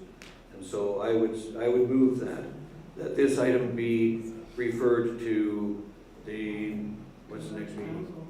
Next council meeting. And I'm just, like, I don't want to hold up your work, Amanda. If that holds it up considerably, I would vote for an exception this one time. But if it doesn't hold it up considerably, then I would like to stick with process. No, I was just anticipating that council would want it sooner, as soon as possible. And often, well, in the past couple of years, it reflected on the budget. So then just thinking of the next budget meeting and trying to get that at least to the table before the budget meeting, that was what had gone through my head.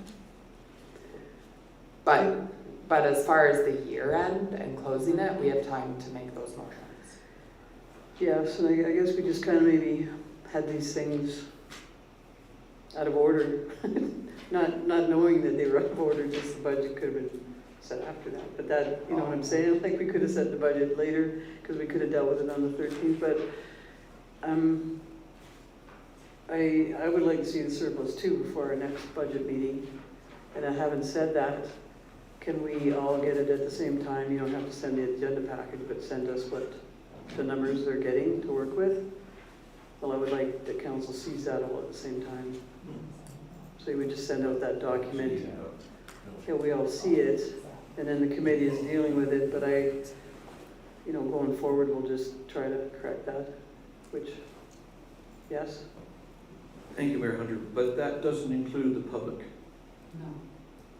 And I think it has to be in a public setting where we actually see it from a council table and then move it to a whatever committee or wherever it needs to go. So I think that it's really important that it be deferred till the next meeting.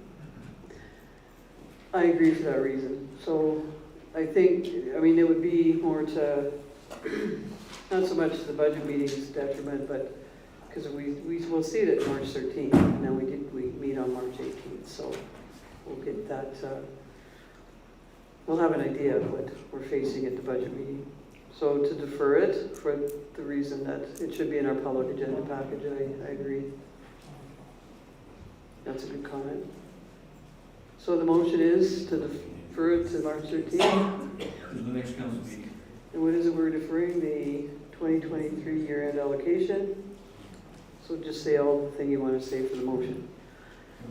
So Jocelyn can write it down. Okay, so we're going, I'll move. I think it's right there. Just accept, unless it's information, and then we'll bring it in. Well, I think we should defer it to March 13th, just for clarity. So I'll defer the 2023 year-end allocation to the March 13 RCM. 12th. It's the 12th. Oh, the 12th? Okay, pardon me. March 12th. RCM. RCM. Okay, is that fine, Amanda? Yeah. Agree with that? I will call the vote then. All in favor? That's carried. And we have correspondence and information. Councilor Moore? I'll move that council accept the correspondence provided as information. And as we do that, I think of the library. I do have a meeting with the chairperson this week, but I think at some point we discuss all this and then set a meeting up sometime in March or April, July, whenever, with the library board. Because I think after council has a chance to discuss the direction now that we're turned down, what's our next direction, what's our thoughts on that. We'll have an opportunity in March maybe to put it on the agenda for discussion and then have a meeting with the library. But I think we should set that direction or keep it in our thoughts. So we have a motion to accept that as information. I will call the vote. All in favor? It's carried. And we have item, Jocelyn will be tasked with doing the council meeting highlights in for time. Any questions from the gallery? No? Well, thank you for being here, both of you. our steadfast hangers on, perseverers, whatever, not hangers on, persevere, very persevering fans. Good night. And I'll have a motion to go to closed at 9:14. Deputy Mayor, all in favor? That's carried at 9:14.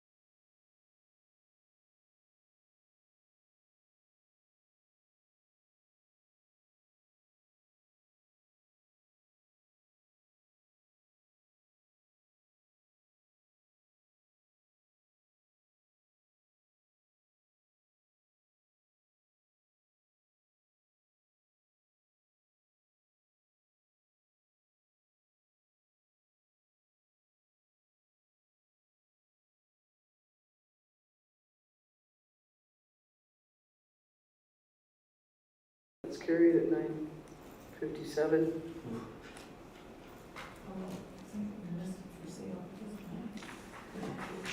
And Lisa will give us a thumbs up when it's ready. Okay, so the Cape update, I'm just gonna go around. Yep. Councillor Moore, accept the Cape update as information. I move that we accept the Cape update as information. All in favor? That's carried. And I'm gonna go this way. Well, I think No. he has this already. No, but the RCMP Staff Sergeant update, that's the motion. I was gonna let you make the water one, that's why I was going back to, Information, right? no, can you read the motion about, That's the, to send the. Yeah, accept this information and, Refer. and. Goslin has it. Oh, disaster. To accept the RCMP staff sergeant update as information and have administration review processes with respect to public safety at town facilities and bring back procedures to council for review and recommendation. Yes. Yeah. Got it. Okay, I'll call the vote, all in favor? That's carried. And then the water services agreement, Councillor Windsor. Move to have the water services agreement brought back to the March 12th RCM.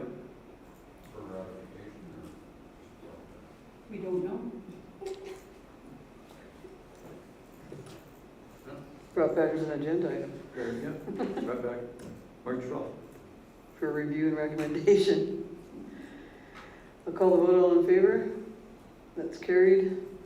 And then we have, Councillor Moore, you can do the Mount View Seniors Housing. I move that council accept the Mount View Seniors Housing updates as information. Call the vote, all in favor. And then Councillor McCoy on the 2128 21st Avenue land appraisal. I don't know, Ethan, did you pen that or did Jocelyn? Because you were writing down things too. To bring this, to bring this item back to March 12th, closed session of the regular council meeting with additional information about land titles, property, or comparables, and zoning. For review and recommendation. Councillor McCoy make that. I will call the vote, all in favor. That's carried.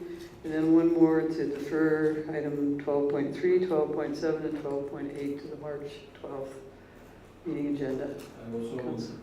Councillor Windsor, call the vote. All in favor? Let's move for shorter agenda so we can approve them all. Well, it was that we had too long. We didn't start our public meeting till 7:45, so I agree though. And a motion to adjourn. Councillor Deputy Mayor, call the vote, all in favor at 10 o'clock. Wow. Well done. Not really. That's still deferring.